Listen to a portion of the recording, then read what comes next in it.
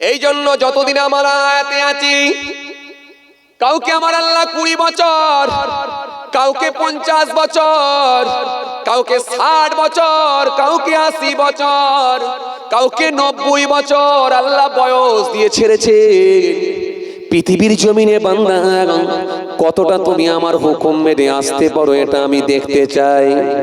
ও বান্দা, পৃথিবীর জমিনে আমি তোমাকে হায়াত দিয়েছিলাম 90 বছর, তুমি কতটা আমার সন্তুষ্টি অর্জন করেছো, কেমন করে আমাকে রাজি করেছো, এটা আমি আল্লাহ দেখে নেব। সেদিন আল্লাহর দরবারে গিয়ে জানি না পারি না বললে কোনো অজুহাত দিলে চলবে না। আল্লাহ সেদিনে কোশ্চেন করবেন, বান্দারে তুমি তো সোনার কাজ করতে গিয়ে, বলো তো দেখি কিসের কাজ করতে গিয়ে? সোনার কাজ। বলো বান্দা, এই সোনার কাজ করা শিখেছিলে দুনিয়ায় গিয়ে শিখেছিলে না মায়ের পেট থেকে শিখেছ?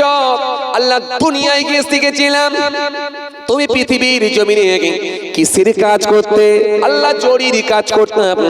মায়ের পেট থেকে শিখেছ না দুনিয়ায় গিয়ে শিখেছ? আল্লাহ দুনিয়ায় গিয়ে শিখেছি। পৃথিবীর জমিনে তুমি কিসের কাজ করতে? আমি টেলারের কাজ করতাম। বলো বলো বান্দা, মায়ের পেট থেকে শিখেছ না দুনিয়ায় গিয়ে শিখেছ? আল্লাহ আমি দুনিয়ায় গিয়ে শিখেছি। সব যদি দুনিয়ায় গিয়ে শিখে গেলে ও বান্দা, তাহলে আমার হুকুমটা যে মানতে হবে। এটা দুনিয়ায় গিয়ে তুমি কেন শিখলে না?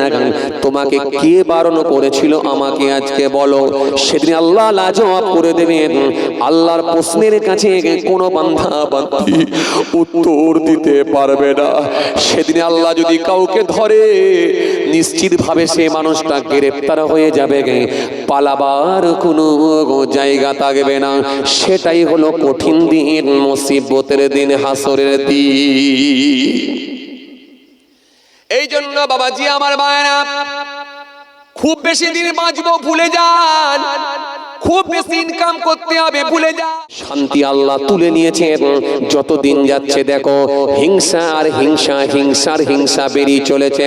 মানুষের আমানতের খিয়ানত চলছে, হিংসা বেড়ে গেছে, অহংকার বেড়ে গেছে, মেরে নেওয়া বেড়ে গেছে, কেড়ে নেওয়া বেড়ে গেছে, চিটিং বাজ বেড়ে গেছে, পর্দা উঠে গেছে, আমানতের খিয়ানতখানি বেড়ে গেছে, সুদখোর বেড়ে গেছে, ঘুষখোর বেড়ে গেছে।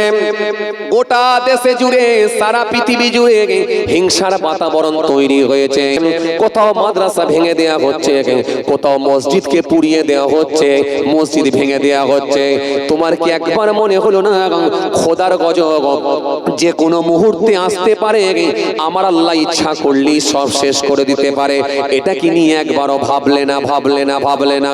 এরপরও তুমি এখনো ভাবছো এই মাত্র আমার 45 বছর বয়স হয়েছে, এখনো আমি থাকবো 100 বছর। ভুলে যাও, ভুলে যাও, ভুলে যাও, ভুলে যাও। মওতকে খুব কাছে মনে করো। আর যে ব্যক্তিটা মওতকে খুব কাছে মনে করতে পারলো, মওতকে খুব নিকটে মনে করতে পারলো, সেই মানুষটা পৃথিবীর জমিনে তৈরি হতে পারলো। আর যে ব্যক্তিটা পৃথিবীর জমিনে তৈরি হলো, সেই ব্যক্তিটা কবরে যাওয়ার পরে ওয়েলকাম, ওয়েলকাম, ওয়েলকাম, ওয়েলকাম, স্বাগতম, স্বাগতম, স্বাগতম। আল্লাহর ফেরেশতারা তাদের জন্য মারহাবা, মারহাবা দেওয়ার জন্য রেডি আছি। কেননা মৃত্যু আমাদের একদিনে হবে। যেহেতু কোরআন স্পষ্ট ঘোষণা দিয়েছে, যেহেতু কোরআন সুন্দর করে বলেছে, আমার আল্লাহ সুন্দর করে বলেছে, কুল্লু নাফসিন যায়িকাতুল মউত, প্রত্যেক প্রাণী মাত্র ওই মৃত্যুর স্বাদ গ্রহণ করবে, কেউ মৃত্যুর হাত থেকে রেহাই পাবে না।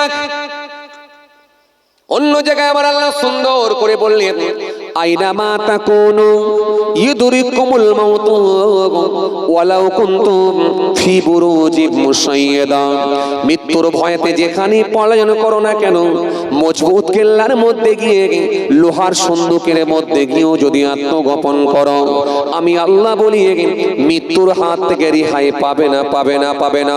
অন্য জায়গায় আল্লাহ সুন্দর করে বললেন, ইযা জাআ আজালুহুম লা ইস্তাখিরুনা সাআতা ওয়ালা ইস্তাকদিমুন, মৃত্যুর যে সময় নির্ধারণ করে দেয়া হয়েছে 1 মিনিট আগেও হবে না, 1 মিনিট পরেও হবে না, জাস্ট টাইমে তোমাদেরকে মৃত্যুবরণ করতে হবে।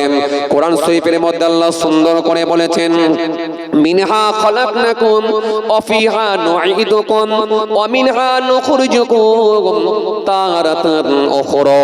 কোরআন শরীফের মধ্যে আল্লাহ বলেছেন, কাইফা তাকফুরুনা বিল্লাহি ওয়া কুনতুম আমওয়াতান ফাহিয়াকুম সুম্মা ইউমীতুকুম সুম্মা ইউহয়িকুম সুম্মা ইলাইহি তুরজাউন। কোরআনের ভেতরে এক জায়গায়, দু জায়গায় নয়, একাধিক জায়গায় আবার আল্লাহ খালি মৃত্যু নিয়ে একাধিক জায়গায় আলোচনা করে বান্দাকে সতর্ক করেছেন, বান্দাকে কনসাস করেছেন, বান্দাকে সচেতন করেছেন, ও বান্দা তৈরি হয়ে যা, তৈরি হয়ে যা। কেন আমি আজরাইলকে যখন পাঠাবো, ঘন্টা যখন মেরে দেব, সেদিনে কিন্তু আর তৈরি হবার কোনো সুযোগ থাকবে না। তার নাম হলো মওত, মওত, মওত। এই মৃত্যুকে যদি আমরা কাছে মনে করতাম, মৃত্যুকে যদি নিকটে মনে করতাম, তাহলে দেখেন পৃথিবীর মানুষ সংযত হয়ে যেত, পৃথিবীর মানুষের ভাবনা চিন্তাটা আলাদা হয়ে যেত।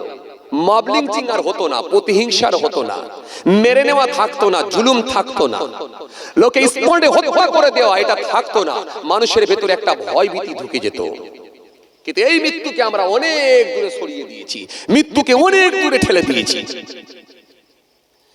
এই জন্য বাবাজি আমার ভাইরা, কোরআন শরীফের মধ্যে আল্লাহ সুন্দর করে বললেন, কাইফা তাকফুরুনা বিল্লাহি ওয়া কুনতুম আমওয়াতান ফাহিয়াকুম। আল্লাহ সুন্দর করে বললেন, কেমন করে তোমরা আমাকে অস্বীকার করো, আবার নাফরমানি করো? তোমরা তো ছিলে মৃত, তোমরা সবাই ছিলে মৃত।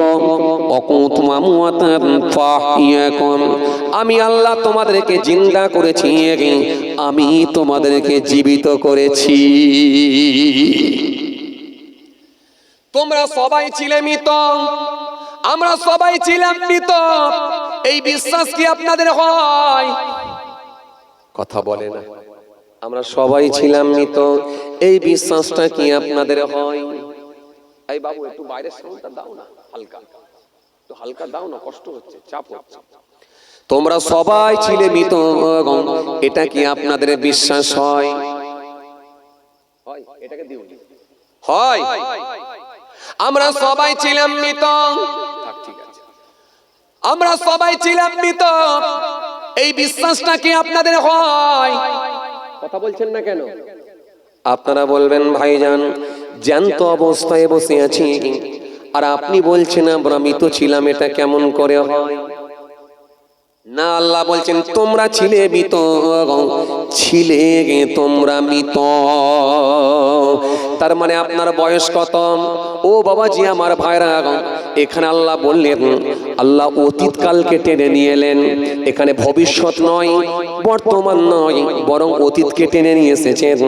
আল্লাহ বোঝালেন, বান্দা তোমরা তো সবাই ছিলে মৃত, সবাই আমরা ছিলাম মৃত। এখন যদি আপনারা বলেন, ভাইজান মৃত আবার কেমন করে ছিলেন, তাহলে আপনাদেরকে একটু ক্লিয়ার করে বোঝাতে হয়। এখন আপনাকে যদি জিজ্ঞাসা করি আপনার বয়স কত, কেউ বলছে আমার বয়স হলো 22 বছর। আপনার বয়স কত? কেউ বলে আমার বয়স হলো 28 বছর। আপনার বয়স কত? কেউ বলে আমার বয়স হলো 32 বছর। আপনার বয়স কত? কেউ বলে আমার বয়স হলো 37 বছর। আপনার বয়স কত? কেউ বলে আমার বয়স হলো 67 বছর। আপনার বয়স কত? কেউ বলে আমার বয়স হলো 82 বছর। আলহামদুলিল্লাহ, অনেক বয়স পেয়েছেন, আলহামদুলিল্লাহ। 82 বছর মানে বিরাট ব্যাপার, 82 বছর মানে বিরাট ব্যাপার, 82 বছর মানে বিরাট ব্যাপার, 90 বছর মানে বিরাট ব্যাপার। এখন যদি রাউন্ড ফিগারে একটু ধরা হয়, গড়ে হিসাব ধরা হয়, 60 বছর পার হওয়াটাও বড় কঠিন হয়ে যায়। কথা বলে না, বলে না। ও বাবাজি আমার ভাইরা, 60 বছর পার হওয়াটাও এখন বড় কঠিন হয়ে যায়, কিন্তু 82 বছর মানে এক বিরাট ব্যাপার। চলুন এবার আমি আপনাদেরকে যে কথা বোঝাতে চাইছিলাম, তাহলে বয়স কত ভিন্ন ভিন্ন, আলাদা আলাদা আলাদা আলাদা বয়স বলে দিলেন। আচ্ছা এবারে আপনারা বলেন তো দেখি, ও বাবাজি আমার ভাইরা, এবারে আপনারা বলেন তো দেখি, বয়স আলাদা আলাদা। আপনি বয়স কত বছর বললেন? 37 বছর। এবারে যদি আপনাকে বলা হয় আপনি 40 বছর আগে কোথায় ছিলেন, একবার বলুন। কোন অ্যাড্রেস, কোন প্রুফ আপনার কাছে আছে? কথা বলছেন না কেন? 40 বছর আগে কোথায় ছিলেন বলতে পারবেন? কথা কয় না, বলতে পারবেন? পারবেন না। আপনার বয়স হলো 37 বছর। যদি আপনাকে বলি 40 বছর আগে কোথায় ছিলেন, কোন অ্যাড্রেস আপনার কাছে নাই, ঠিকানা আপনি দিতে পারবেন নাই, পারবেন নাই। আপনি মামার বাড়ি বলবেন, না না, 40 বছর আগে মামার বাড়িতেও আপনি ছিলেন না। খালার বাড়ি, না না, দাদুর বাড়ি, না না, চাচার বাড়ি, না না, খালুর বাড়ি, না না, মামার বাড়ি, না না। আপনি কোথায় ছিলেন? মায়ের পেটে, না না। কেননা কোনো মা 3 বছর কোনো সন্তানকে পেটে করে নিয়ে ঘোরে না। মা যখন পেটে করে নিয়ে সন্তানকে ঘোরে, সর্বোচ্চ হলে 10 মাস 10 দিন, তার বেশি কিন্তু হতে পারে না। আজও পর্যন্ত পৃথিবীর জমিনে কোনো মা 3 বছর ধরে কোনো সন্তানকে পেটে করে নিয়ে ঘোরে না। তাহলে কোন অ্যাড্রেস আপনার কাছে নাই, কোন প্রুফ আপনার কাছে নাই, তার মানে আপনি কোনো ঠিকানা দিতে পারেন নাই। 37 বছর বয়স, আরো 3 বছর আগে কোথায় ছিলেন আপনি জানেন নাই। আসলে আমরা ছিলাম কোথায়? আমাদেরকে আমার আল্লাহ রূহ হিসাবে বানিয়ে রূহের জগতে আমার আল্লাহ আমাদেরকে রেখেছিলেন। সেদিন আমার আল্লাহ বললেন, আলাস্তু বিরাব্বিকুম, আমি কি তোমাদের রব নই? আমি কি তোমাদের মালিক নই? আমি কি তোমাদের স্রষ্টা নই? আমরা সকলেই বলেছিলাম, ক্বালু বালা, অবশ্যই আপনি আমাদের সব, আপনি আমাদের রব, আপনি আমাদের মালিক, আপনি আমাদের আল্লাহ। আমরা সবাই সেই সময় বলেছিলাম। এজন্য আমার আল্লাহ খুশি হয়ে গিয়ে বললেন, বান্দারে, তোদেরকে আমি আল্লাহ দুনিয়ার জমিনে পাঠাবো। তোকে 50 বছর, তোকে 60 বছর, তোকে 80 বছর, তোকে 90 বছর, তোকে 50 বছর, তোকে 20 বছর, তোকে 30 বছর পৃথিবীর জমিনে গিয়ে থাকবি। আর আমি আল্লাহর সন্তুষ্টি কতটা অর্জন করবি, এটা আমি আল্লাহ সেদিনে দেখতে চাই। এজন্য আমার আল্লাহ ভালোবেসে আমাদেরকে এই পৃথিবীর জমিনে পাঠালেন। কিন্তু বান্দা পৃথিবীর জমিনে এসে সুদের খাতায় নাম, ঘুষের খাতায় নাম, মিথ্যার খাতায় নাম, মেরে নেওয়ার খাতায় নাম, হিংসার খাতায় নাম, প্রতারণার খাতায় নাম, চিটিং বাজের খাতায় নাম, মেরে নেওয়ার খাতায় নাম। সামান্য 5,000 টাকার জন্য মদ খেয়ে খুন করে দেয়, সামান্য 10,000 টাকার জন্য মানুষের জীবনকে কেড়ে নেয়। রাজনীতির ঝান্ডা ধরতে গিয়ে, প্রতিহিংসা করতে বাড়াতে গিয়ে, প্রতিহিংসা করে আর একটা মানুষকে ঝান্ডা লড়াই এসে, ঝান্ডার ব্যানারে ঝান্ডা দেখিয়ে রাজনীতির ব্যানারে নিয়ে এসে সে মানুষটাকে হত্যা করে তার জীবন কেড়ে নেয়। সমাজে দিন দিন অন্যায় বেরিয়ে চলেছে, কিন্তু একবারও ভাবলো না আমার আল্লাহ আমাকে একটা ছোট্ট হায়াত দিয়ে পাঠালেন, এই জবাব কিন্তু আল্লাহর দরবারে দিতে হবে। এই কথাটা মানুষ ভুলিয়ে গেল। যদি এই কথাটা মনে রাখতে পারত, পৃথিবীর জমিনে মানুষ সংযত হয়ে গিয়ে চলতে পারত। এই জন্য আল্লাহ বললেন, তোমরা ছিলে মৃত, আমি আল্লাহ তোমাদেরকে জিন্দা করেছি। এখন আমরা জিন্দা, সবাই আমরা জিন্দা। এরপর আমার আল্লাহ সুন্দর করে বললেন, সুম্মা ইউমীতুকুম, অতঃপর তোমাদেরকে ফের মৃত্যু বরণ করতে হবে। সবাই তোমরা মারা যাবে। তোমাদের বাপ, তোমাদের দাদু, তোমাদের নানা, তোমাদের নানি যেমন সব কাতারে কাতার দিয়ে শুয়ে আছে, মারা গেছে, তোমাকে আমাকেও একদিন পড়ে থাকতে হবে। সেই দেখো গোরস্থানে কবরস্থানে পড়ে থাকতে হবে। সেদিনে কিন্তু যাবনি বলার কোনো জায়গা নাই। আল্লাহ যেন সুন্দর করে বললেন তোমাদেরকে ফের মৃত্যুবরণ করতে হবে। আবার আল্লাহ সুন্দর করে বললেন সুম্মা ইউহয়িকুম, ফের তোমাদেরকে জিন্দা করা হবে। সবাই তোমরা উঠে দাঁড়াবে, আমরা ফের উঠে দাঁড়াবো, আমরা সকলেই আবার জিন্দা হব। এই বিশ্বাসটা কি আপনাদের হয়? কথা বলছেন না কেন? আবার যে জিন্দা হব বিশ্বাস হয়? হয়। আবার আমরা জিন্দা হব বিশ্বাস হয়।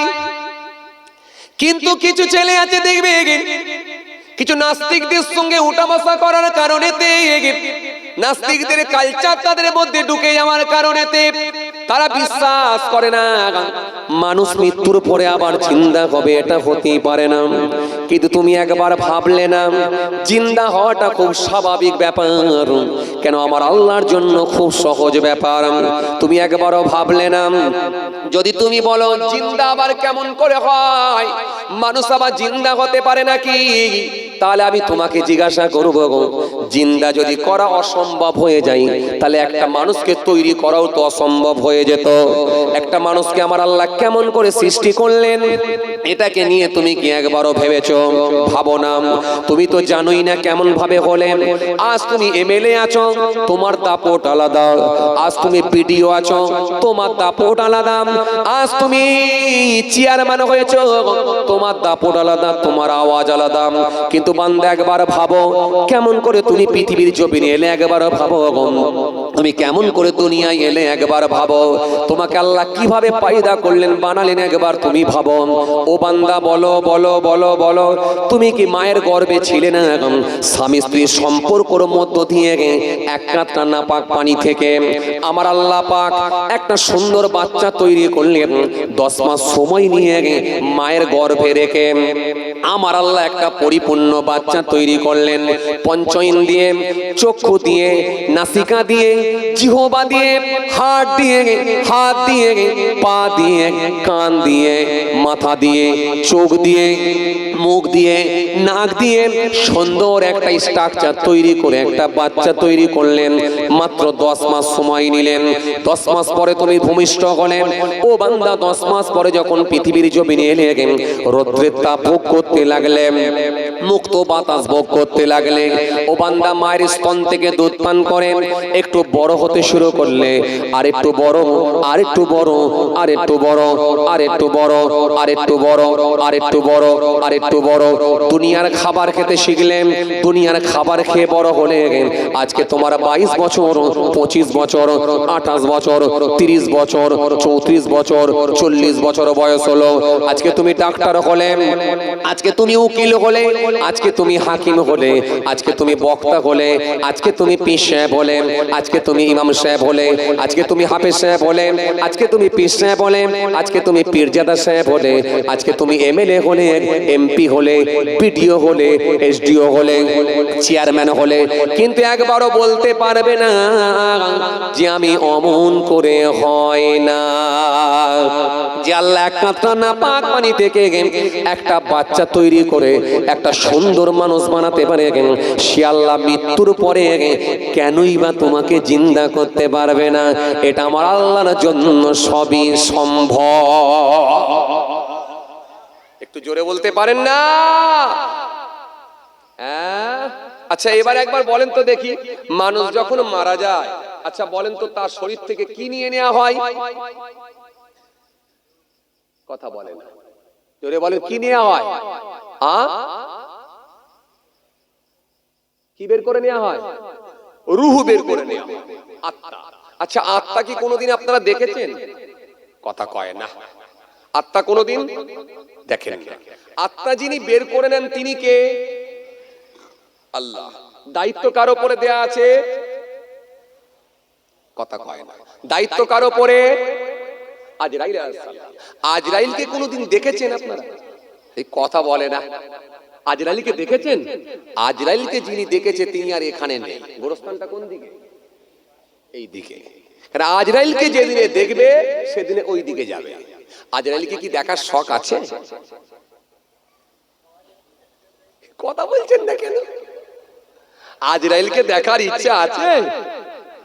সেদিন এক জায়গায় এই ওয়াজটা করেছি, বলছি আজরাইলকে দেখার ইচ্ছা আছে, তখন এক লোক বলছে হুজুর দেখার ইচ্ছা নেই। আমি বলছি না, উপায় নেই। দেখবে না মানে উপায় নেই। তোমার বাপ দেখেছে, তোমার দাদু দেখেছে, তোমার নানা দেখেছে, তোমার নানি দেখেছে, তুমিও দেখবে। উপায় নেই। তবে আজরাইলকে দেখবে যেদিনে, সেদিনে থাকবে ওখানে। কেন? আজরাইল আসে ফিনিশ করে দিয়ে যাবে। আমার দিকে তাকান, খেয়াল করেন। আজরাইল বের করবে কি? রূহ, আত্মা। এই রূহ যে কি জিনিস এটা আপনারাও জানেন না, আমিও জানি না।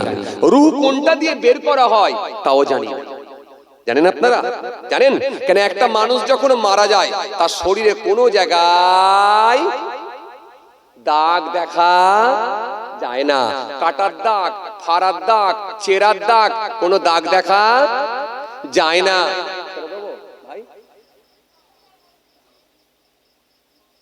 ও বাবা, দান তুলতে হবে? হায় হায় হায় হায়, দান ছাড়া জলসা নেই। হ্যাঁ, আল্লাহু আকবার। কি হবে? তাহলে থাক, আর আলোচনা করব না।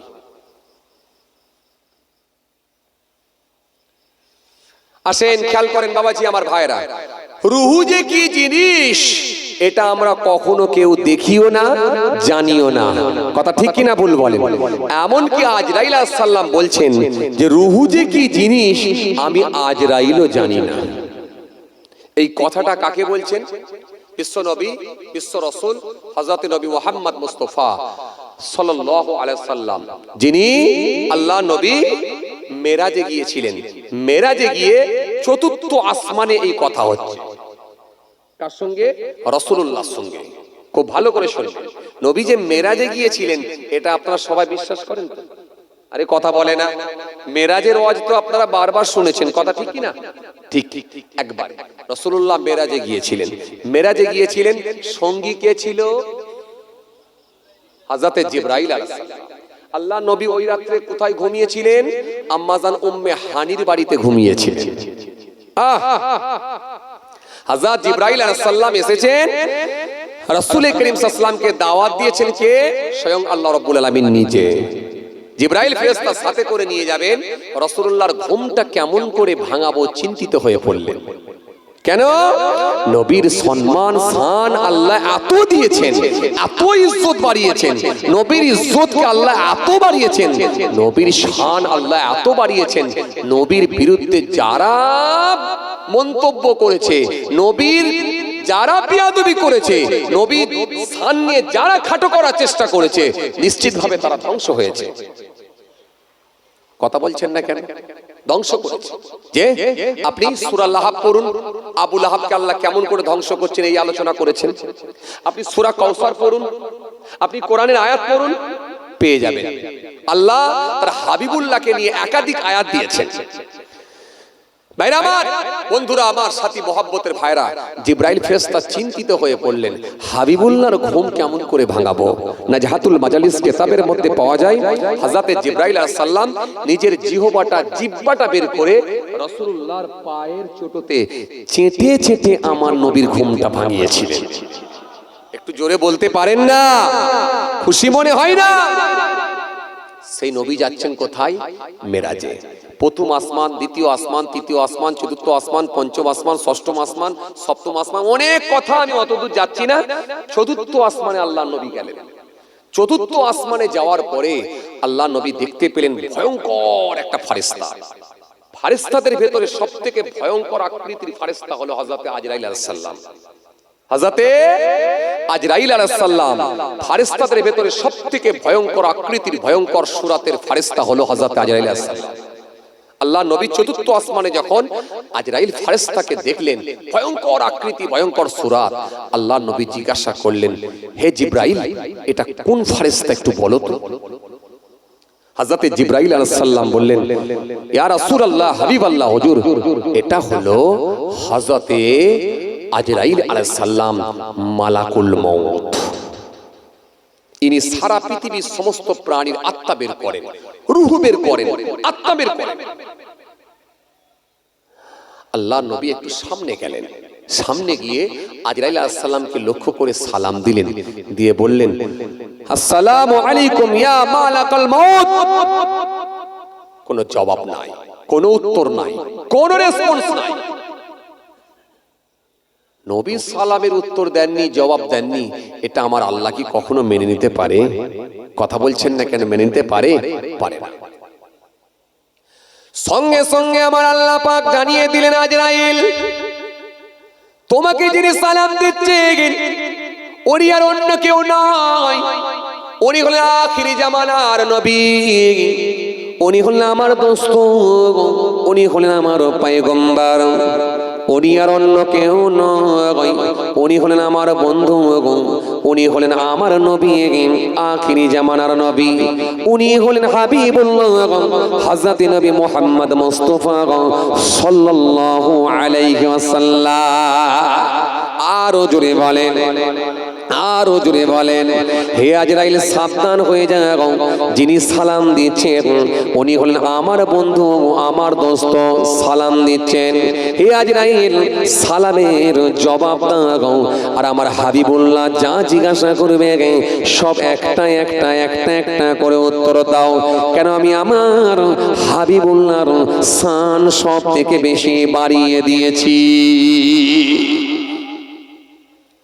হযরত আজরাইল ফেরেশতা সেই সময় উঠে পড়লেন, নিজের আসন ছেড়ে উঠে পড়লেন, উঠে আল্লাহর নবীর সামনে গেলেন, সামনে গিয়ে বললেন, ওয়া আলাইকুম আসসালাম ইয়া রাসূলুল্লাহ ওয়া ইয়া হাবিবাল্লাহ হুজুর।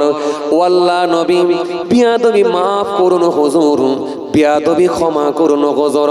হুজুর আপনি আমাকে সালাম দিয়েছিলেন, আমি আজরাইল বড় ব্যস্ত ছিলাম হুজুর, কেননা আমাকে আমার আল্লাহ এত কঠিন দায়িত্ব দিয়েছেন, সারা পৃথিবীর সমস্ত প্রাণীর রূহ বের করার দায়িত্ব আমার উপরে অর্পিত। ও আল্লাহ নবী, শুধু তাই নয়, কোথায় কোন জায়গায় কি অবস্থায় কি হালতে কিভাবে কার জান বের করতে হবে পুরো দায়িত্ব আমার আল্লাহ আমার উপরই দিয়ে রেখেছেন। এই জন্য আমি ভীষণ চাপের মধ্যে থাকি। ও আল্লাহ নবী, আমি আমার কাজ থেকে কখনো অব্যাহতি পাই না, আমি আমার কাজ থেকে কখনো অবসর হতে পারি না, আমি আমার কাজ থেকে কখনো নিষ্কৃতি পাই না। ও আল্লাহ নবী, বিয়াদবি নেবেন না হুজুর, এই জন্য আমি উত্তর দিতে তখন পারি না। এখন আমি উত্তর দিয়েছি আর আপনার সামনে এসেছি, আপনার সঙ্গে কথা বলার সুযোগ পেয়েছি, যতক্ষণ আপনি বলবেন ততক্ষণ আমি উত্তর দেব, কারণ আমি আমার দপ্তর বন্ধ করেছি, একমাত্র উত্তর দেওয়া কথা বলার সুযোগ পেয়েছি, আমার রবের হুকুম হয়ে গেছি, আমার রবের হুকুম হয়ে গেছে, এই জন্য আমি কথা বলার সুযোগ পেয়েছি। হুজুর বলেন আপনি কি জানতে চাইছেন? আল্লাহ নবী সেই সময় বলেন, আজরাইল তোমাকে আমি কতগুলো কথা জিজ্ঞাসা করি আজরাইল, তাহলে একটু আমাকে বলো। হে আজরাইল বলো তো দেখি, সারা পৃথিবীর সমস্ত প্রাণী রূহ বের করো, এই রূহ যে বের করো, আত্মা যে বের করো, এটা কেমন করে বের করো একবার বলো। ও আজরাইল বলো বলো, একই নামেতে অনেক ব্যক্তি থাকতে পারে, আপনাদের এখানেও দেখেন একই নামে অনেক লোক থাকে, এখানেও দেখবেন আব্দুল সত্তার, আব্দুল জব্বার, আব্দুল খালেক, আব্দুল মালিক, আব্দুর রহিম, আব্দুল জব্বার, আব্দুল করিম। পাশে কার্তিকপুরে যান, আব্দুল সত্তার, আব্দুল জব্বার, আব্দুল খালেক, আব্দুল মালিক, আব্দুর রহিম, আব্দুল করিম পাবেন। পাশে চলে যান, কান্নিয়ায় চলে যান, আব্দুল সত্তার, আব্দুল জব্বার, আব্দুল করিম, আব্দুর রহিম, আব্দুল খালেক পাবেন। পাশে চলে যান, গোসাইপুরে যান, আব্দুল সত্তার, আব্দুল জব্বার, আব্দুল খালেক, আব্দুল মালিক, আব্দুর রহিম পাবেন। বলো একই নামে অনেক ব্যক্তি আছে, তুমি চিহ্নিত করো কি করে এটা ওই ব্যক্তিটাই, এটা কেমন করে বোঝো আমাকে একটু বলো।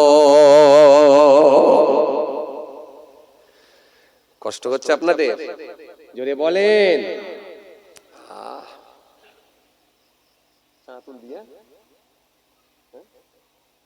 থাক ছেড়ে দিতে,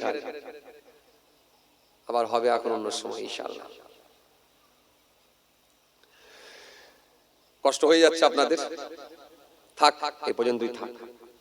বলো আজরাইল, জান কেমন করে বের করো এটা বলো। আর তুমি ব্যক্তিটাকে চিহ্নিত করো কি করে এটা বলো। লোকেশন তোমার কাছে কেমন করে দেওয়া থাকে এটা বলো। আর কি আজরাইল, তুমি যে জান বের করার জন্য যাও না এখান থেকে কাজ মেটাও। ইয়া রাসূলুল্লাহ, হাবিবাল্লাহ, হুজুর সব কাজ মিটিয়ে দিই হুজুর। আসন ছেড়ে ওঠো না। আসন ছেড়ে হুজুর মোট 3 বার উঠেছিলাম, এখনো পর্যন্ত মোট 3 বার উঠেছিলাম। আল্লাহু আলাম, আল্লাহই ভালো জানেন ভবিষ্যতে কোনোদিন উঠতে হবে নাকি, তবে আসন ছেড়ে মোট এখনো পর্যন্ত 3 বার উঠেছিলাম। আল্লাহর নবী বললেন আসন ছেড়ে যদি 3 বারই উঠতে হয় তো কার কার বেলায় আসন ছেড়ে উঠেছিলে বলো। কঠিন প্রশ্ন, আমি শুনতে চাই, বলো। আমি আমার উম্মতদেরকে বলবো, বলো কার কার বেলায় আসন ছেড়ে উঠেছিলে বলো। ইয়া রাসূলুল্লাহ, হাবিবাল্লাহ, হুজুর আর কিছু জিজ্ঞাসা করবেন? আল্লাহর নবী বলেন হে আজরাইল, বলো তোমার ডানা কটা বলো। ইয়া রাসূলুল্লাহ, হাবিবাল্লাহ, হুজুর আমার ডানা হলো মোট 4টে। পালক কটা? ইয়া রাসূলুল্লাহ, হাবিবাল্লাহ, হুজুর অসংখ্য পালক, গণনা করা যায় না। আচ্ছা পালক তো দেখতে পাচ্ছি, এই পালকের অগ্রভাগে মস্তক মাথা দেখতে পাচ্ছি, ব্যাপারটা কি? প্রত্যেকটা পালকের অগ্রভাগে একটা করে মস্তক মাথা। শুধু মাথা দিয়ে শেষ না, ওই মাথার সঙ্গে লাগানো আছে 2টো করে চোখ, একটা করে মুখ, 2টো করে হাত। এই অগণিত, গণনা করা যায় না, এত কোটি কোটি মাথা। কতগুলো মাথা আছে একটু বল। ইয়া রাসূলুল্লাহ, হাবিবাল্লাহ, হুজুর এই মাথা গণনা করে শেষ করা যাবে না হুজুর, একমাত্র আমার মালিকই জানে কতগুলো মাথা আছে। তবে এতটুকু আপনাকে বলতে পারি হুজুর, এই পৃথিবীর শুরু থেকে নিয়ে শেষ পর্যন্ত যত প্রাণী জন্মগ্রহণ করবে এবং যত প্রাণী সব গুজরে গেছে, সব মারা গেছে, মৃত্যুবরণ করেছে, ততগুলো মাথাই কিন্তু আমার আল্লাহ আমার এই ডানার মধ্যে দিয়ে দিয়েছে। একটু জোরে বলতে পারেন না? আরো খুশি মনে হয় না? তবে হুজুর একটা কথা শোনেন, যখন কোন প্রাণী মৃত্যুবরণ করে মারা যায়, অমনি আমার এই পালকের অগ্রভাগ থেকে একটা করে মস্তক মাথা বিলুপ্ত হয়ে যায়, শেষ হয়ে যায়। আর যখন কোন প্রাণী নতুন করে ফের জন্মগ্রহণ করে, অমনি আমার এই পালকের অগ্রভাগে আমার আল্লাহ একটা নতুন করে মাথা উৎপন্ন করে তৈরি করে দেয়। এভাবে কত মাথা শেষ হলো আর কত মাথা তৈরি হলো, একমাত্র আমার মালিক আল্লাহ ছাড়া কেউ জানে না। জোরে বলতে পারেন না? খুশি মনে হয় না? আল্লাহর নবী বললেন বুঝতে পেরেছি, এবারে তাহলে বলো তুমি জান বের করো কেমন করে এটা বলো। আর সেই ব্যক্তিটা, যে ব্যক্তিটাকে আল্লাহ হুকুম করেছে, ওই ব্যক্তিটাকে চিহ্নিত করো কি করে বলো। আর বলো আজরাইল, আসন ছেড়ে বললে মোট 3 বার উঠেছি, কার কার বেলাতে বলো। বলো আজরাইল, তোমার মুখ কটা? আমি তো দেখতে পাচ্ছি 4টে। ইয়া রাসূলুল্লাহ, হাবিবাল্লাহ, হুজুর আমার মুখ হলো 4টে। সামনের দিকে একটা মুখ, পেছন দিকে একটা মুখ, ডান দিকে একটা মুখ, বাঁ দিকে একটা মুখ। আল্লাহর নবী বললেন 4টে মুখ। এই 4টে মুখের রহস্য আমাকে একটু বলো। ইয়া রাসূলুল্লাহ, হাবিবাল্লাহ, হুজুর এই 4টে মুখ দিয়ে আমি 4 ধরনের ব্যক্তির জান বের করি। এখানে আপনারা কি ভাবছেন সবাই কি এক ধরনেরই মানুষ? কথা বলে না। সবাই কি ভাবছেন টুপি পাঞ্জাবি পরে ফেলেছে, বা সবাই কি ভাবছেন সবাই কি এক ক্যাটাগরির মানুষ? 4 ধরনের মানুষের জান বের করি 4টে মুখ দিয়ে। সবার জন্য সামনের মুখ নয়, আর সবার জন্য পেছনের মুখও নয়, সবার জন্য ডান দিকের মুখও নয়, সবার জন্য বাঁ দিকের মুখও নয়। যে যেমন ব্যক্তি তার জন্য সেই দিকের মুখ। হুজুর সামনের দিকের মুখ এ ক্যাটাগরির মানুষের জন্য, ডান দিকের মুখ বি ক্যাটাগরির মানুষের জন্য, বাঁ দিকের মুখ সি ক্যাটাগরির মানুষের জন্য, পেছন দিকের মুখ ডি ক্যাটাগরির মানুষের জন্য। এই 4 ধরনের মানুষের জন্য 4টে মুখ আল্লাহ আমাকে দিয়েছেন। আজরাইল বলো এই 4 ধরনের মানুষ কারা কারা আমাকে একটু বলো। আল্লাহর নবী বললেন বলো, আমি একটু শুনতে চাই। হযরত আজরাইল ফেরেশতা বলেন হুজুর তাহলে শোনেন, আপনাকে একটা একটা করে বলি। আল্লাহ নবী সেই সময় বলার পরে হযরত আজরাইল ফেরেশতা বলেছিলেন ও আল্লাহ নবী শরীরে কেঁদে কত আমার আল্লাহ পাক আমাকে এমন ভাবে পাওয়ার দিয়েছে সারা পৃথিবীটা আমার হাতের মুঠোয় আমার আল্লাহ করে দিয়েছেন। জোরে বলবেন না? আরো জোরে হয় না? হুজুর আমার ডান দিকের হাত পশ্চিম দিকে শেষ প্রান্ত পর্যন্ত, হুজুর আমার বাঁ দিকের হাত পূর্ব দিকের শেষ প্রান্ত পর্যন্ত, হুজুর আমার ডান দিকের পা উত্তর দিকের শেষ প্রান্ত পর্যন্ত, হুজুর আমার বাঁ দিকের পা দক্ষিণ দিকের শেষ প্রান্ত পর্যন্ত প্রসারিত। গোটা পৃথিবীটা আমার হাতের মুঠোর মধ্যে আবার আল্লাহ করেছেন। সুতরাং আমি আজরাইল আমার জন্য জানবে করাটা বড় সহজ করে দিয়েছি। এজন্য একই দিনে আমেরিকার মানুষও মৃত্যুবরণ করে, একই দিনে চীনের মানুষও মৃত্যুবরণ করে, একই দিনে শিলংয়ের মানুষও মৃত্যুবরণ করে, ভারতের মানুষও মৃত্যুবরণ করে, আরবের মানুষও মৃত্যুবরণ করে, পাকিস্তানের মানুষও মৃত্যুবরণ করে, আফগানিস্তানের মানুষও মৃত্যুবরণ করে। আজরাইলকে আমার আল্লাহ এমন ভাবে ব্যবস্থা করে দিয়েছে, তার জন্য গোটা পৃথিবীটা হাতের মুঠোয় হয়ে গেছে। যে কোনো সময় যে কোনো মুহূর্তে যে কোনো প্রান্ত থেকে জান বের করাটা বড় সহজ করে দিয়েছি।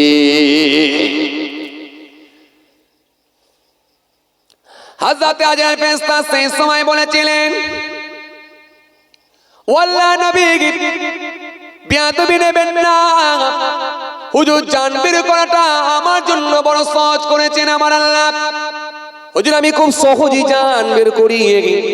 আল্লাহ নবী সাহাবীদেরকে বুঝিয়েছিলেন, সাহাবীরা আজরাইলকে কেমন পাওয়ার আমার আল্লাহ দিয়েছে জানো? আমার আল্লাহ বড় সহজ করে দিয়েছেন। যেমন কোনো অতিথি, যেমন কোনো মেহমানকে, যেমন কোনো অতিথিকে দাওয়াত করে খাওয়ালে ওই অতিথি যেমন প্লেটে খাবার নিয়ে ভাত নিয়ে বসেন, সামনের দিকে কত রকমের তরকারি দিয়ে সাজানো থাকে দস্তরখানার ওপরে, এটা হলো গোস্তের তরকারি, এটা হলো পিপের তরকারি, এটা হলো ছাগলের তরকারি, এটা হলো মটনের তরকারি, এটা হলো বিফ তরকারি, এটা হলো চিকেনের তরকারি, এটা হলো মুরগির তরকারি, এটা আছে কি মাছের তরকারি, ফিশের তরকারি, এটা আছে কি ডিমের তরকারি, এটা আছে কি আন্ডার তরকারি, এটা আছে সালাদ, এটা আছে দই, এটা আছে ভুনা, এটা আছে কোফতা, এটা আছে টিকিয়া। কত রকমের খাবার দেখেন লাইন দিয়ে বাটিতে বাটিতে সাজানো থাকে। কিন্তু ওই বারবিওয়ালা যাকে দাওয়াত দিয়েছেন ওই অতিথি দেখেন ইচ্ছা মতো যে কোনো প্লেট থেকে যে কোনো বাটি থেকে তুলে তুলে তুলে তুলে খেতে যেমন অসুবিধা হয় না, অনুরূপ ভাবে আজরাইল ফেরেশতা আমেরিকা হোক, ব্রিটেনে হোক, ফ্রান্সে হোক, লন্ডনে হোক, জাপানে হোক, ভারতে হোক, আরবে হোক, যে কোনো দেশই হোক না কেন জান তুলে নিতে, জান বের করতে আজরাইলেরও কোনো অসুবিধা হয় না।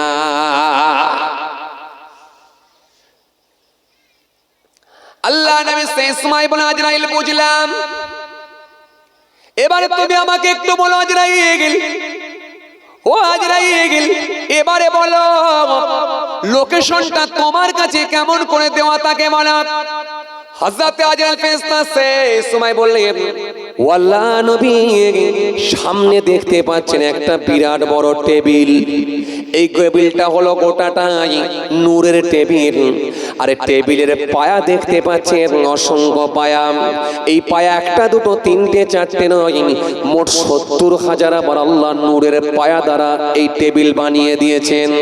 এটাই হলো আমার দফতর, এটাই হলো আমার জায়গা আমার আল্লাহ করে দিয়েছেন। ও আল্লাহ নবী একটু সামনের দিকে দেখতে পেলে আপনি দেখতে পাবেন বিরাট বড় একটা গাছ দেখতে পাবেন। ওই গাছেতে অসংখ্য পাতা আছে, কোটি কোটি পাতা গোনা যায় না। আর ওই পাতাতে প্রত্যেকটা পাতাতে প্রত্যেকটা প্রাণীর নাম লেখা আছে। যখন কোনো ব্যক্তি মৃত্যুবরণ করবে, মারা যাবে, মারা যাবার 40 দিন আগে পাতার রংটা পাল্টে যায়, পাতার কালারটা পাল্টে যায়। যখন এই পাতার কালারটা পাল্টে যায়, পাতার রংটা পাল্টে যায়, অনুরূপ ভাবে দেখবেন মানুষটাও দেখবে পাল্টাতে থাকে। এই জন্য দেখবেন কিছু লোক মরণের আগে পাল্টে যায়। অনেক সময় মানুষকে আমরা দেখতে দেখতে পাই মরণের আগে দেখবেন পাল্টে যায়, তার কথাবার্তার ধরনটা আলাদা হয়ে যায়, তার ব্যবহার আচারটা আলাদা হয়ে যায়, তার মধ্যে যথেষ্ট শিষ্টাচার দেখা যায়, তার ভাবভঙ্গিমা পাল্টে যায়, তার লেবাস পোশাকটা পাল্টে যায়, তার মধ্যে নামাজ চলে আসে, আস্তে আস্তে দেখা যায় মুখে দাঁড়িয়ে রাখাও শুরু করে দেয়।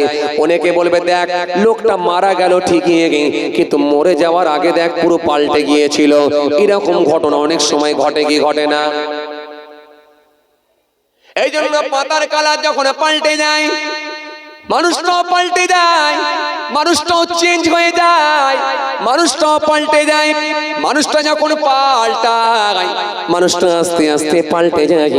হুজুর শুনে রাখেন 40 দিন পরে পাতাটা কেটে পড়ে যায়।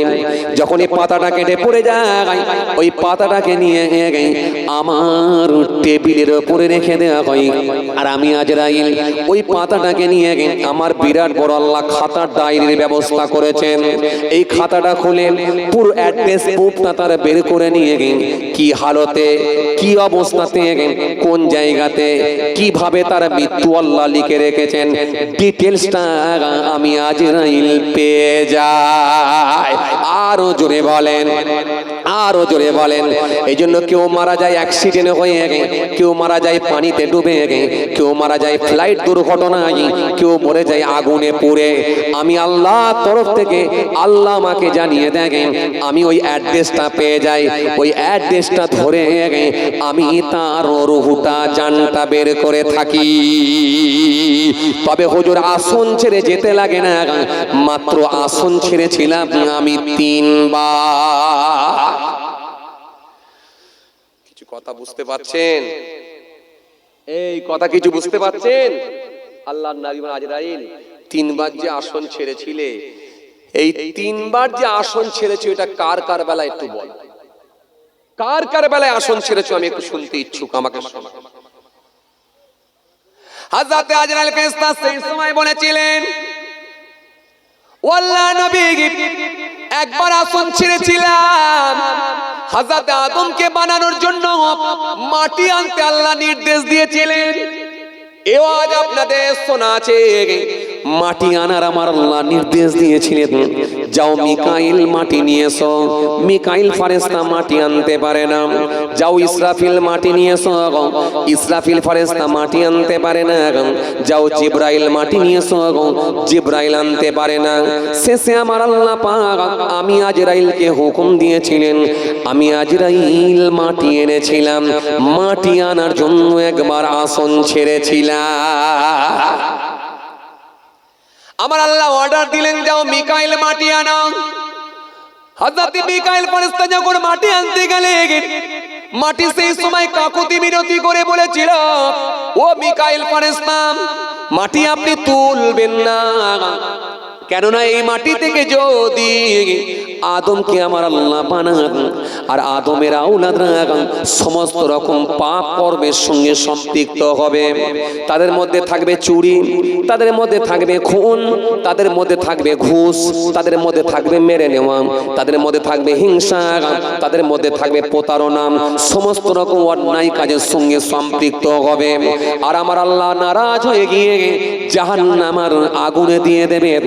জাহান্নামের আগুনে যখন দেবেন আমার আল্লাহ সেদিনে যখন জাহান্নামে দেবেন তারা জাহান্নামের আগুনে গিয়ে জ্বলবে।